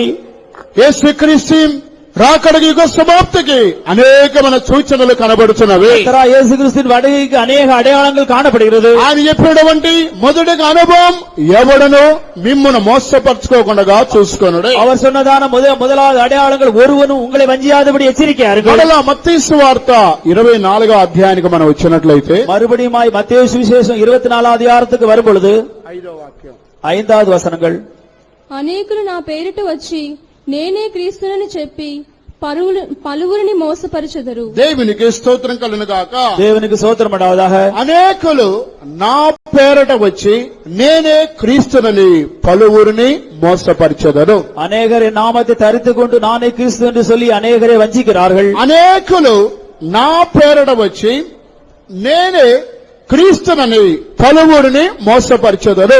அநேகர் என் நாமத்தை தரித்துக் கொண்டு நானே கிறிஸ்து என்று சொல்லி அநேகரை வஞ்சிப்பார்கள். ఆ క్రీస్తు పేరట అనేక మంది ఈ దినాలలో అవతరించేవారున్నారు. கிறிஸ்து என்று பெயர் சொல்லி அநேகர் இந்நாட்களில் அவர்கள் அவதரித்து காண்கிறார்கள். యేసుక్రీస్తు ఈ లోకములో జీవించినప్పుడు கர்த்தராகிய இயேசு கிறிஸ்து இந்த உலகத்தில் ஜீவிக்கும் பொழுது శిష్యులను అడిగాడు. சீஷர்கள் அவர் கேட்டார், జనులు నన్ను గురించి ఏమనుకుంటున్నారు? ஜனங்கள் என்னை பார்த்து என்ன சொல்கிறார்கள்? అప్పుడు శిష్యులు ఏం చెప్పారు? அப்பொழுது சீஷர்கள் என்ன சொல்கிறார்கள்?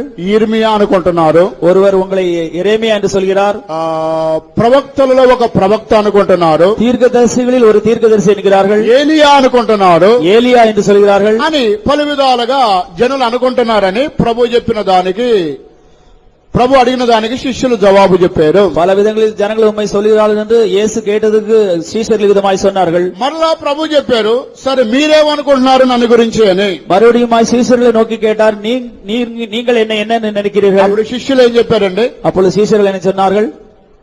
చెప్పండి. నీవే దేవుని పరిశుద్ధుడవు, నిత్య జీవము కలిగిన మాటలు కలిగిన వాడవు. நீரே ஜீவனுள்ள தேவனுடைய குமாரன் என்று அவர்கள் சொன்னார்கள். నన్ను గురించి జనులు ఏమనుకుంటున్నారని ముందు ప్రభు శిష్యులను అడిగారు. என்னை குறித்து ஜனங்கள் என்ன சொல்கிறார்கள் என்று சீஷரிடம் கர்த்தர் இயேசு అయ్యా, கேட்டார். మిమ్మల్ని గురించి మీరు ఇర్మియా అని, ఏలియా అని, ప్రవక్త అని, గొప్పవాడని పలు విధాలుగా జనులు చెప్పుకుంటున్నారు అని చెప్పారు. உம்மை குறித்து எரேமியா, தீர்க்கதரிசி, எலியா பெரியவர் என்று ஜனங்கள் சொல்கிறார்கள் என்றார்கள். అప్పుడు యేసు వారిని అడుగుతున్నారు, నన్ను గురించి మీరేమని అనుకుంటున్నారు? அப்பொழுது இயேசு சீஷர்கள் குறித்து கேட்டார், நீங்கள் என்ன என்று நினைக்கிறீர்கள் என்று. అప్పుడు నీవు దేవుని పరిశుద్ధుడవు, దేవుని కుమారుడవు, నిత్య జీవం కలిగిన మాటలు కలిగిన వాడని వారు చెప్పి ఉన్నారు. தேவனுடைய குமாரன் பரிசுத்த நித்திய ஜீவ வசனங்கள் உம்மிடத்தில் உண்டு என்று அவர்கள் சொன்னார்கள். ఈ చివరి దినాలలో క్రీస్తు యొక్క పేరట అనేక మంది వారు వచ్చి మేమే క్రీస్తువని వారు మోసపరిచేటువంటి ఒక స్పిరిట్ కాలంలో ఉన్నాము. இந்நாட்களில் அநேக நான் தான் கிறிஸ்து என்று ஜனங்களை வஞ்சிக்கூடதான ஆவிகள் உள்ளதாய் காணப்படுகிறோம். అనేకులు నా పేరట వచ్చి పలువురిని మోసపరిచెదరు. அநேகரை நாமத்தை தரித்துக் கொண்டு அநேகரை வஞ்சிப்பார்கள். కనుక ఈ దినాలలో క్రీస్తు నామములో అనేక మంది వచ్చి జనులను మోసపరిచేవారున్నారు. இந்நாட்களில் அநேக கிறிஸ்துவின் நாமத்தை தரித்துக் கொண்டு ஜனங்களை வஞ்சிக்கிறார்கள். నా పేరట అనేక మంది వచ్చి మిమ్మల్ని మోసపరుస్తారు. என் நாமத்தை தரித்துக் கொண்டு அநேகர் உங்களை வஞ்சிப்பார்கள். అనేక మంది యేసు పేరు చెప్పి పలు మోసాలతో జీవించేవారున్నారు. அநேகர் இயேசுவின் நாமத்தை பேரை சொல்லி அவர்கள் பலவிதமான வஞ்சிக்கிறார்கள். దీనిని గురించి మనం చెప్పాలంటే இதை குறித்து நாம் சொல்லுவோமானால் దురుపదేశమును అనేక మంది బోధించి జనులను మోసపరిచేవారున్నారు. ఉపదేశங்களை போதித்து ஜனங்களை அநேகரை வஞ்சிக்கிறார்கள். ఆరోగ్యకరమైన బోధ వారు సంఘానికి బోధించలేరు. ஆரோக்கியமான உபதேசங்களை அவர்கள் தங்களுடைய சபைக்கு போதிப்பதில்லை. దురుపదేశాన్ని బోధించి క్రీస్తు నామములో మోసపరిచేవారున్నారు. துருபதேசத்தை போதித்து கிறிஸ்துவின் நாமத்தினால் அவர்கள் பிரசங்கிக்கிறார்கள். అబద్ధ బోధకులు, అబద్ధపు క్రీస్తులు, ప్రవక్తలు అనేక మంది బయలుదేరుతున్నారు. பொய் பேதங்களையும் பொய் உபதேசங்களும் உண்டாக்குறதான அநேக ஜனங்கள் புறப்படுகிறார்கள். దేవునికి స్తోత్రం కలుగాక. தேவனுக்கு ஸ்தோத்திரம் உண்டாவதாக. బైబిల్లో 13 విధమైనటువంటి బోధకులు ఉన్నారు. நம்முடைய வேதாகமத்தில் 13 விதமான போதகர்கள் இருக்கிறார்கள். ఆ 13 మంది బోధకులు క్రీస్తు వారిని పంపలేదు. அந்த 13 விதமான போதகர்களையும் கிறிஸ்து அவர்களை அனுப்பவில்லை. నేను వారిని పంపలేదు, వారే పరిగెత్తుకుని వచ్చారు అని రాయబడి ఉన్నది. நான் அவர்களை அனுப்பவில்லை, அவர்களே ஓடி வந்தார்கள் என்று எழுதப்பட்டிருக்கிறது. నేను వారితో మాట్లాడలేదు, వారే మాట్లాడుతున్నారని ప్రభు చెబుతున్నాడు. நான் அவர்களிடத்தில் பேசவில்லை, அவர்கள் தாங்களே பேசிக் கொள்கிறார்கள் என்று கர்த்தர் சொன்னார். దేవునికి స్తోత్రం కలుగాక. தேவனுக்கு ஸ்தோத்திரம் உண்டாவதாக. ఈ చివరి దినాలలో క్రీస్తుని మన గుర్తెరిగేవారుగా ఉండాలి. இந்த கடைசி நாட்களில் கிறிஸ்துவை நாம் அறிந்தவர்களாக இருக்க నా வேண்டும். గొర్రెలు నా స్వరము వినును, అన్యులు ఆ స్వరము వినలేరు. நாடுகள் எந்த சத்தத்தை கேட்டும் அந்நியர்கள் அதை கேட்பதில்லை. నా గొర్రెలు నా స్వరము విని అవి నన్ను వెంబడించును. என் நாடுகளோ என் சத்தத்தை கேட்டு என்னை அது பின்பற்றும். దేవునికి స్తోత్రం కలుగాక. தேவனுக்கு ஸ்தோத்திரம் உண்டாவதாக. దేవుని యొక్క స్వరమును మనం వినేవారుగా ఉండాలి. தேவனுடைய சத்தத்தை நாம் கேட்கிறவர்களாக இருப்போம். క్రీస్తుని యథార్థంగా గుర్తెరిగేవారుగా మనం ఉండాలి. கிறிஸ்துவை நாம் உண்மையாய் அறிந்தவர்களாக இருக்க வேண்டும். అందువల్ల చివరి దినాలలో అనేకులు నా పేరున వచ్చి పలువురిని మోసపరచెదరు. ஆகியால் கடைசி நாட்களில் என் நாமத்தில் அநேகர் வந்து வஞ்சிப்பார்கள். ఈ దినాలలో క్రీస్తును మనం గుర్తెరిగేవారుగా ఉండాలి. நாட்களில் கிறிஸ்துவை நாம் நன்றாக அறிந்திருக்க வேண்டும். అబద్ధ బోధకులను మనం గుర్తుపట్టేవారుగా ఉండాలి. போய் போதங்களை சொல்லுவதை நாம் அறிந்திருக்க வேண்டும். ఉపదేశాన్ని మనం గుర్తుపట్టేవారుగా ఉండాలి. ஒரு உபதேசங்களை நாம் அறிந்திருக்க வேண்டும். బైబిల్లో అపోస్తలుల బోధ ఉన్నది, நம் வேதாகமத்தில் அப்போஸ்தல உபதேசம் உண்டு, ఆ దురుపదేశం ఉన్నది, துருபதேசம் உண்டு, నికోలాయిల బోధ ఉన్నది, நிக்கோலோசாவின் உபதேசம் உண்டு, బిలామ బోధ ఉన్నది. பிலேயாமின் போதனை உண்டு. అనేకమైన బోధలు వేద గ్రంథములో ఉన్నవి. அநேக போதனைகள் வேதாகமத்தில் உண்டு. శాస్త్రులు పరిశీలన యొక్క బోధ కూడా ఉన్నది. சாஸ்திரிகள் பரிசேயருடையான போதனை உண்டு. పులిసిన పులిపిండి యొక్క బోధ ఉన్నది. புளித்த மாவு என்கிறதான போதனையும் உண்டு. కనుక పలు విధమైన బోధలలో క్రీస్తు బోధన మనం గుర్తెరగాలి. பலவிதமான போதனைகள் கிறிஸ்துவின் போதகத்தை நாம் அறிந்து கொள்ள வேண்டும். ఇవన్నీ యేసుక్రీస్తు రాకడక ముందు మనం గ్రహించవలసిన కార్యాలు. இயேசு கிறிஸ்து வரும் முன்னதாக அறிந்து கொள்ள வேண்டியதான காரியம். కనుక ఎవడునో మిమ్మల్ని మోసపరచుకోనివ్వకుండా చూసుకొనడే. ஒருவன் உங்களை வஞ்சியாதபடி எச்சரிக்கையாருங்கள். పలు విధమైన క్రీస్తు బోధకులు వచ్చి మిమ్మల్ని మోసపరుస్తారు. பலவிதமான கிறிஸ்துவின் நாமத்தை தெரிந்து கொண்டு நம்மளை வஞ்சிப்பார்கள். దేవునికి స్తోత్రం కలుగాక. தேவனுக்கு ஸ்தோத்திரம் உண்டாவதாக. ఇంకా కింద అనేక కార్యాలు రాయబడి ఉన్నవి. இன்னும் கீழே அநேக காரியங்கள் எழுதப்பட்டிருக்கிறது. మీరు కలవరపడనీయకుండా చూసుకొనడే. நீங்கள் கவலைப்படாதபடி நீங்கள் பார்த்துக் கொள்ளுங்கள். దీనిలో కూడా అనేక కార్యాలు ఉన్నాయి, సమయం మనకు అనుమతించదు. அநேக காரியங்கள் உண்டு, அது வாசிக்க நேரம் இல்லை. ఆ తర్వాత యుద్ధములు, కరువులు, భూకంపములు కలుగునని రాయబడి ఉన్నది. யுத்தங்களும் பஞ்சங்களும் உண்டா என்று எழுதப்பட்டிருக்கிறது. ఆ తర్వాత జనము మీదకి జనమును, రాజ్యం మీదకి రాజ్యమును లేచనని రాయబడి ఉన్నది. ஜனத்துக்கு விரோதமாய் ஜனமும் ராஜ்யத்துக்கு விரோதமாய் ராஜ்யம் எழும்பும் என்று எழுதப்பட்டிருக்கிறது. ఆ తర్వాత సకల జనుల చేత మీరు ద్వేషింపబడతారని రాయబడి ఉన్నది. எல்லா ஜனங்களால நீங்கள் பகைக்கப்படுவீர்கள் என்று எழுதப்பட்டிருக்கிறது. ఆ తర్వాత అక్రమము విస్తరించడం కొలది అనేకుల ప్రేమ చల్లారిపోవను. அக்கிரம மீதியால் அநேகருடைய அன்பு தணிந்து போகும் என்று எழுதப்பட்டிருக்கிறது. ఆ తర్వాత సకల రాజ్యమంతటా దేవునికి సువార్త ప్రకటింపబడాలి. எல்லா ராஜ்யங்களிலும் தேவனுடைய சுவிசேஷம் அது பிரசங்கிக்கப்பட வேண்டும். ఆ తర్వాత పరిశుద్ధమైన స్థలములోనికి అపవిత్రమైన వాడు వచ్చి కూర్చొని ఆ పరిశుద్ధ స్థలాన్ని అపవిత్రపరచబోతున్నాడు. பரிசுத்த ஸ்தலத்தில் வந்து அசுத்தமானவன் வந்து உட்கார்ந்து அதை அசுத்தம் பண்ண போகிறான். ఇది దానియేలు యొక్క ప్రవక్త ద్వారా దానియేలు గ్రంథములో చెప్పబడినది. இது தானியேலின் தீர்க்கதரிசியின் மூலமா இது தானியேல் புத்தகத்தில் எழுதப்பட்டிருக்கிறது. ఇశ్రాయేలు యొక్క దేశములో యెరూషలేము ఆ ముఖ్య పట్టణంగా మార్చబడిన తర్వాత అంత్యక్రీస్తు అందులోనికి వచ్చి కూర్చొని పరిశుద్ధ స్థలాన్ని అపవిత్రపరచబోతున్నాడు. இஸ்ரவேல் தேசத்தில் எருசலேம் என்கிறதான இடம் முக்கியமான பட்டணமாய் மாற்றப்பட்ட பின்பு அந்திகிறிஸ்து வந்து அங்கு உட்காருவான். ఈ విధముగా ఈ యొక్క 24వ అధ్యాయం 4వ వచనము నుండి ఆఖరు వరకు మీరు ఇంటికి వెళ్లి చదువుకున్నట్లయితే దేవుని రాకడక ముందు జరిగే సంభవాలు, సూచనలు ఇందులో రాయబడి ఉన్నవి. 24ஆம் அதிகாரம் 4ஆம் வசனத்திலிருந்து கடைசி வரை உங்கள் வீட்டில் போய் நீங்கள் வாசித்தால் அவருடைய உலகத்தின் முடிவில் உள்ளதான காரியங்கள் எழுதப்பட்டிருக்கிறது. శిష్యులు అడిగారు, ప్రభువా యుగ సమాప్తి ఎప్పుడు? మీ యొక్క రాకడకి సూచనలు గుర్తులేవి, అవి మాతో చెప్పము. சீஷர்களுடைய வருகைக்கு உலகத்தின் முடிவுக்கும் அடையாளம் என்ன எங்களுக்கு சொல்லும் என்று கேட்கிறார்கள். ఏకాంతముగా వారు ప్రభువునికి ఉన్నారు. அவர்கள் தனித்து வந்து கர்த்தரை நோக்கி கேட்டார்கள். పర్సనల్ గా వారు ప్రభువుని అడిగి ఉన్నారు. அவர்கள் தனித்து வந்து கர்த்தரிடத்தில் கேட்டார்கள். ప్రభువుని అడిగిన ప్రశ్నకు ప్రభు ఈ జవాబులన్నీ కూడా వారికి 2000 సంవత్సరాల క్రితమే తెలియపరిచి ఉన్నాడు. கர்த்தருடைய அவர்கள் கேட்டதான கேள்விக்கு பதிலாக 2000 வருடங்களுக்கு முன்னதாக அவர் சொல்லியிருக்கிறார். ఎవడును మిమ్మల్ని మోసపరచుకోకుండా మీరు చూసుకొనుడి. ஒருவன் உங்களை வஞ்சியாதபடி எச்சரிக்கையாருங்கள். నేను తండ్రి యొద్దకు వెళ్ళబోతున్నాను. நான் என் பிதாவிடத்தில் போக போகிறேன். మీరైతే తోడేళ్ల మధ్యకు గొర్రెలు పంపిన విధముగా నేను మిమ్మల్ని పంపుతున్నాను. ఓనాయుకులే ఆడులు అనుపుறது పోల நான் అనుపుகிறேன். మీరు పాముల వలె వివేకమును పావురం వలె నిష్కపటులై ఉండండి. நீங்களோ சர்ப்பங்கள் போல வினாவுல உள்ள புறாக்களை போல கபடற்றவர்களாயிருங்கள். సాతాను వల్ల మీరు మోసపరచబడకూడదు. சாத்தானால் நீங்கள் வஞ்சித்து போகக்கூடாது. మనుషుల వల్ల మీరు మోసపరచబడకూడదు. நீங்கள் மற்ற ஜனங்களால் நீங்கள் வஞ்சித்து போகக்கூடாது. మనుషులు మిమ్మల్ని సమాజ మందిరములకు అప్పగిస్తారు. மனுஷர்கள் உங்களை ஆலோசனை சங்கத்துக்கு முன்பாக ஒப்பு கொடுப்பார்கள். వారు మిమ్మల్ని కొరడాలతో కొట్టిస్తారు. அவர்கள் உங்களை வாரினால் அடிப்பார்கள். సకల జనుల చేత మీరు ద్వేషింపబడతారు. சகல ஜனங்களால் நீங்கள் பகைக்கப்படுவீர்கள். జనులు మిమ్మల్ని శ్రమల పాలు చేసి చంపెదరు. ஜனங்கள் உங்கள் அநேகர் அவர்கள் கொலை செய்வார்கள். పలు విధములుగా యేసు వారు అడిగిన ప్రశ్నకు జవాబు బోధిస్తున్నారు. கேட்டதான கேள்விக்கு பல விதங்களில் இயேசு பதில் சொன்னார். యుద్ధములు కరువులు భూకంపములు తెగుళ్లు కలుగుచున్నవి. யுத்தங்களும் பூகம்பங்களும் பஞ்சங்களும் தேசத்தில் உண்டாகும். మీ అందరికీ ఎంతమందిగా తెలుసో లేదు, గత 2 దినాల క్రితం భయంకరమైన భూకంపం కలిగింది. உங்களுக்கு அநேக ஜனங்களுக்கு தெரிந்திருக்கும் 2 நாளுக்கு முன்பதாக பயங்கரமான பூகம்பம் உண்டானது. జపాన్ దేశమే కనబడకుండా పోయింది. ஜப்பான் தேசமே அடையாளம் இல்லாமல் போய்விட்டது. దాదాపు 4-5 లక్షల మంది ప్రజలు వారు చనిపోయారు. குறைந்து 4-5 லட்சம் ஜனங்கள் அவர்கள் மரித்து விட்டார்கள். జపాన్ దేశం యొక్క రాజధాని టోకియో అసలు ఆ దేశమే కనబడలేదు. ஜப்பானின் தலைநகரம் டோக்கியோ அது அடையாளம் இல்லாமல் போய்விட்டது. ఆ సముద్రాలను ఓడలు కూడా అసలు అడ్రస్ లేకుండా కనబడిపోయినవి.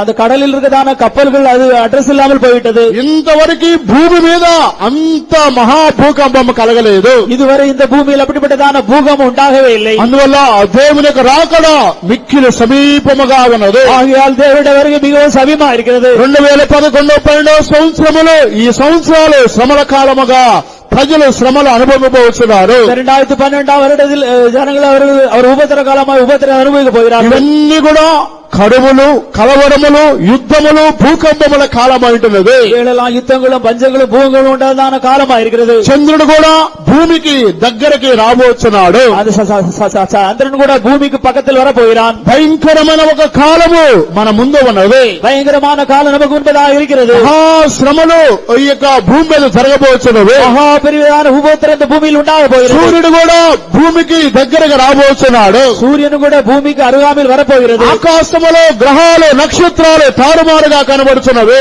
ஆகாசத்தில் நட்சத்திரங்கள் கிரகணங்கள் எல்லாம் தாறுமாறாக ఇంతలో భూకంపములు తెగుళ్లు భూమి మీద జరగబోతున్నవి. அதிகமான பூகம்பங்களும் பஞ்சங்களும் உண்டாக போகிறது. యేసు శిష్యులకు చెప్పిన సంభవాలన్నీ ఇప్పుడు భూమి మీద జరుగుతున్నవి. இயேசு சீசலுக்கு சொன்னதான காரியங்கள் எல்லாம் பூமியில் நடக்க போகிறது. యుద్ధములు కరువులు భూకంపములు తెగుళ్లు ఆరంభమైనవి. யுத்தங்களும் பஞ்சங்களும் கலவரங்களும் உண்டாகிறது. ఇవన్నీ వేదనలకి ప్రారంభముగా కనబడుతున్నవి. வேதனைக்கு ஆரம்பமா இருக்கிறது. ప్రియమైన దేవునికి జనులారా, தேவனுடைய ஜனங்களே, దేవుని రాకడ మిక్కిలి సమీపముగా ఉన్నది. மிகவும் சமீபமா இருக்கிறது. మనమే పరిశుద్ధపరచుకుని రాకడలో ప్రవేశించాలి. நாமே பரிசுத்தப்படுத்திக்கொண்டு வருகைக்கு நாம் ஆயத்தமாவோம். ఆయన రాకడ అతి సమీపముగా ఉన్నది. வருகை மிக சமீபமா இருக்கிறது. దేవుడు మద్రాసు కన్వెన్షన్ లో ప్రవచనం ద్వారా మాట్లాడి ఉన్నారు. தேவன் மெட்ராஸ் கன்வென்ஷனில் தீர்க்கதரிசனம் மூலமாய் பேசினார். ఈ సంవత్సరములో అనేక మంది నా భక్తులను నేను తీసుకుని పోబోతున్నాను. இந்த வருடத்தில் அநேக என்னுடைய பக்தர்களை நான் கொண்டு போக போகிறேன். ఈ 2011వ సంవత్సరములో అనేక మంది భక్తులను నేను నా రాజ్యానికి పిలుచుకుంటున్నాను. 2016 வருடம் என்னுடைய அநேக பரிசுத்தமான என்னுடைய ராஜ்யத்துக்கு நான் கொண்டு போக போகிறேன். అనేక మంది సేవకులకి మరణం రాబోతుందని ప్రభు మాట్లాడి ఉన్నాడు. அநேக ஊழியர்களுக்கு மரணம் வரவு போகிறது என்று கர்த்தரே பேசினார். అనేక మంది దైవ సేవకులను నేను చేర్చుకోబోతున్నాను. அநேக தேவனுடைய ஊழியக்காரர்களை நான் கொண்டு போக போகிறேன். మిగిలిన ఒక గ్రూపు వారు నా యొక్క రాకడలో నన్ను ఎదుర్కొనబోతున్నారు. மிகுதி இருக்கிறதான ஜனங்கள் என்னுடைய வருகையில் அவர்கள் எடுத்துக் கொள்ளப்படுவார்கள். అందువల్ల దేవుని యొక్క రాకడ మిక్కిలి సమీపముగా ఉన్నది. ஆகையால் தேவனுடைய வருகை மிகவும் சமீபமா இருக்கிறது. శిష్యులు అడుగుతున్నారు, యుగ సమాప్తికి సూచనలేంటి ప్రభువా?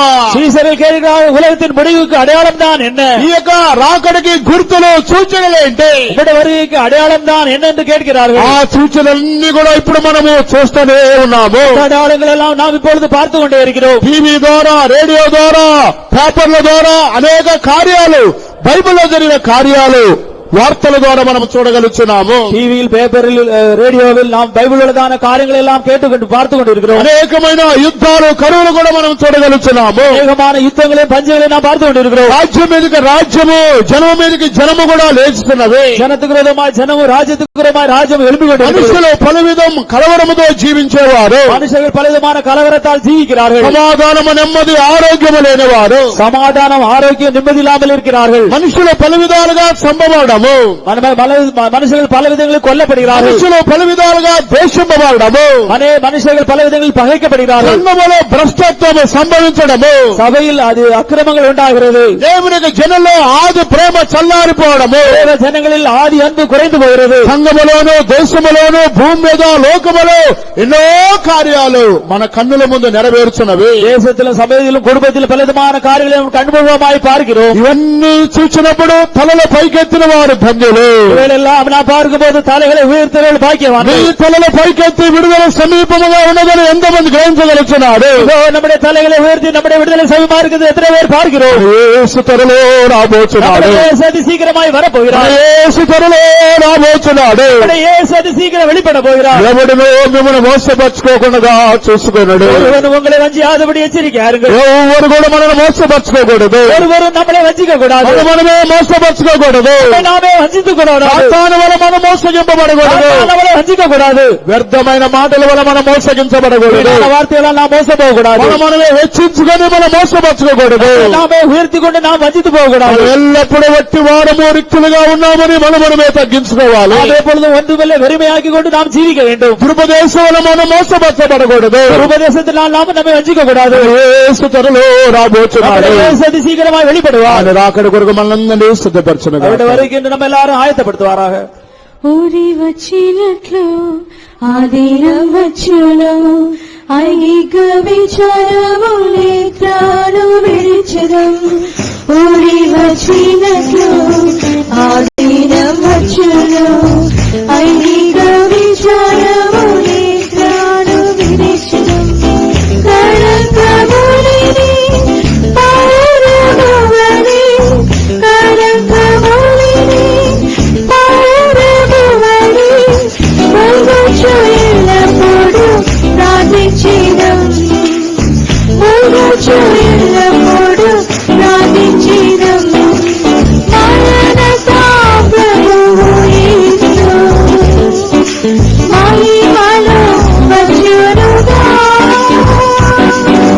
మరణత ప్రభువు యేసు మహిమలో వచ్చునుగా. తీర్చుని చూచువినా నా దుఃఖము తీరిపోని, ఆయనతో సంతోషమేగా. ఆయనతో ఉల్లాసమేగా. ఆకాశము భూమి గతించునుగాని, యేసుని మాటలు ఏమాత్రం గతించవు. ఆకాశము భూమి గతించునుగాని, యేసుని మాటలు ఏమాత్రం గతించవు. ఇదిగో త్వరగా వచ్చుచున్నానని, ఇదిగో త్వరగా వచ్చుచున్నానని చెప్పిన శాలిం రాజు వచ్చునుగా. చెప్పిన శాలిం రాజు వచ్చునుగా. మరణత ప్రభువు యేసు మహిమలో వచ్చునుగా. మరణత ప్రభువు యేసు మహిమలో వచ్చునుగా.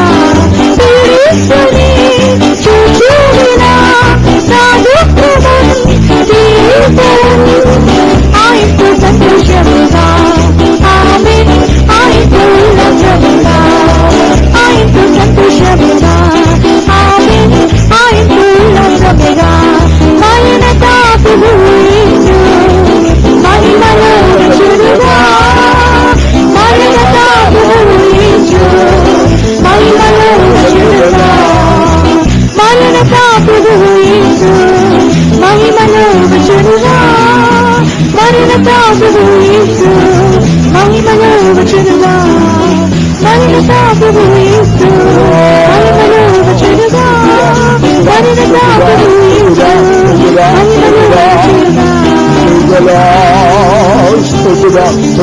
స్తోత్రమయా హల్లెలూయా స్తోత్రం 2 నిమిషములు అందరూ మోకాళ్ళ మీద ఉండండి.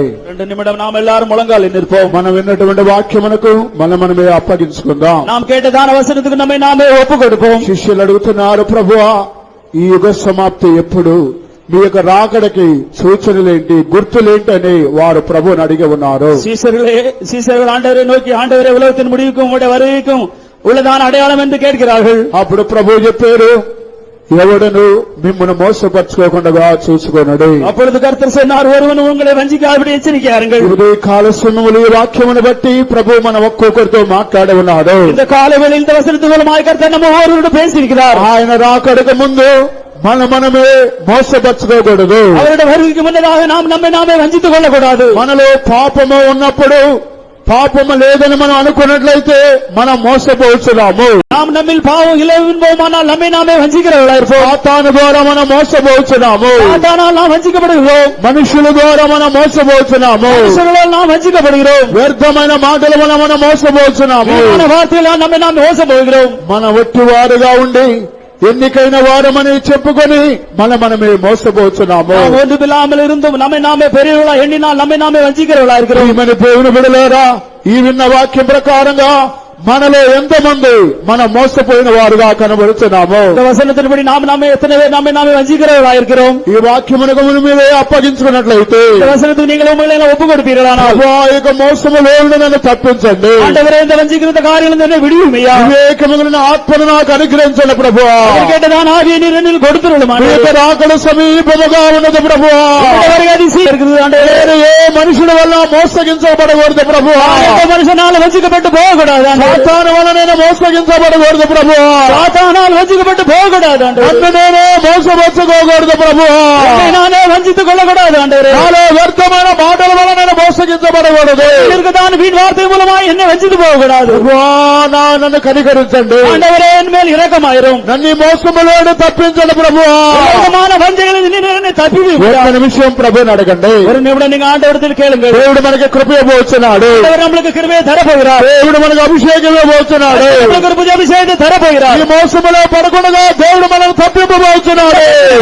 విడుదలాగా కర్త நமக்கு ఉదయం చేయబోகிறார். హల్లెలూయా హల్లెలూయా హల్లెలూయా హల్లెలూయా. ఎవరు మౌనంగా ఉండవద్దు, దయచేసి ఎవరు మౌనంగా ఉండవద్దు. யாரும் మౌనం మార్గ వేண்டாం. హల్లెలూయా స్తుతురా స్తుతురా స్తుతురా స్తుతురా స్తుతురా స్తుతురమయా. ఆమేన్. బగద బగద బగద బల బతుద బగద బగద బల బతుద బగద బగద బల బతుద బగద బల వశిమానమే. హల్లెలూయా. బగద బగద బగద బగద బల బతుద బగద బగద బల బతుద బగద బల వశిమా. హల్లెలూయా. బగద బగద బల బతుద బగద బల బతుద బగద బల వశిమా. ఆమేన్. బగద బగద బగద బల బతుద బగద బగద బల బతుద బగద బగద బా. బగద బగద బగద బగద బల బతుద బగద బగద బల వశిమిరి బగద బల బతుద బనబా. రబలబో శిమిరి బగద బగద బగద బల బతుద బగద బగద బా. హల్లెలూయా. బగద బగద బగద బగద బల బతుద బగద బగద బల వశిమానమా. ఆకాశము భూమి గతించును గాని యేసుని మాటలు ఏ మాత్రం గతింపవు. ఆకాశము భూమి గతించును గాని యేసుని మాటలు ఏ మాత్రం గతింపవు. వర్షించునగాని ఇదిగో త్వరగా వర్షించునగాని చుట్టైన శాలిరాజు వచ్చునుగా. చుట్టైన శాలిరాజు వచ్చునుగా. ఆకాశము భూమి గతించును గాని యేసుని మాటలు మాత్రం గతింపవు. ఆకాశము భూమి గతించును గాని యేసుని మాటలు మాత్రం గతింపవు. ఇదిగో త్వరగా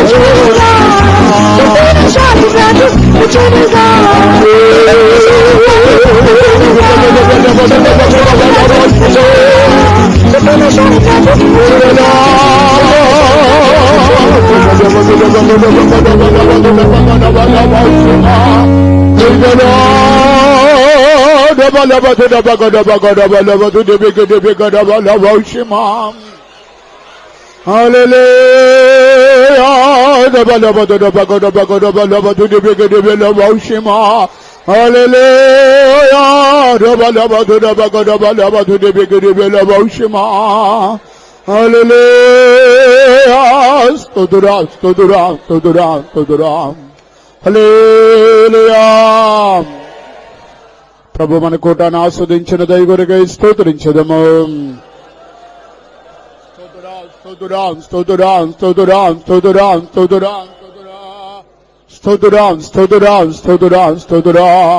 ప్రభు ఇచ్చిన ఆలోచన గురుగా స్తోత్రించదము. తీసుకొచ్చిన జనుల గురుగా స్తోత్రించదము. విన్న వాక్యం ప్రకారంగా జీవించుటకు సహాయం చేయనులుగా స్తోత్రించదము. మన ఒక్కొక్కనైనా రాకడ కొరకు సిద్ధపరచినట్లుగా స్తోత్రించదము. ఈ వారములో కూటములన్నీ ఆస్వాదించినట్లుగా స్తోత్రించదము. మంగళవారం బైబిల్ స్టడీ, బుధవారం ఏరియా ప్రార్థన, గురువారం ఉపవాస ప్రార్థన, బైబిల్ స్టడీ, శుక్రవారం, శనివారం, ఆదివారం అన్ని కూటముల దేవుడు ఆస్వాదించినట్లుగా స్తోత్రించదము. స్తోత్రించదము. స్తోత్రం స్తోత్రం స్తోత్రం స్తోత్రం స్తోత్రం స్తోత్రం స్తోత్రం. మన ప్రభు అయినటువంటి యేసుక్రీస్తు కృపయు, తండ్రి అయిన దేవుని యొక్క ప్రేమయు, పరిశుద్ధాత్మ యొక్క సహవాసము ఇప్పుడు ఎల్లప్పుడు ప్రభు రాకడ వరకు మనందరికీ తోడైనగాక. ఆమేన్. హల్లెలూయా హల్లెలూయా హల్లెలూయా. అందరికీ స్తోత్రం. ప్రార్థన అవసరమైన వారు ముందుకు రండి.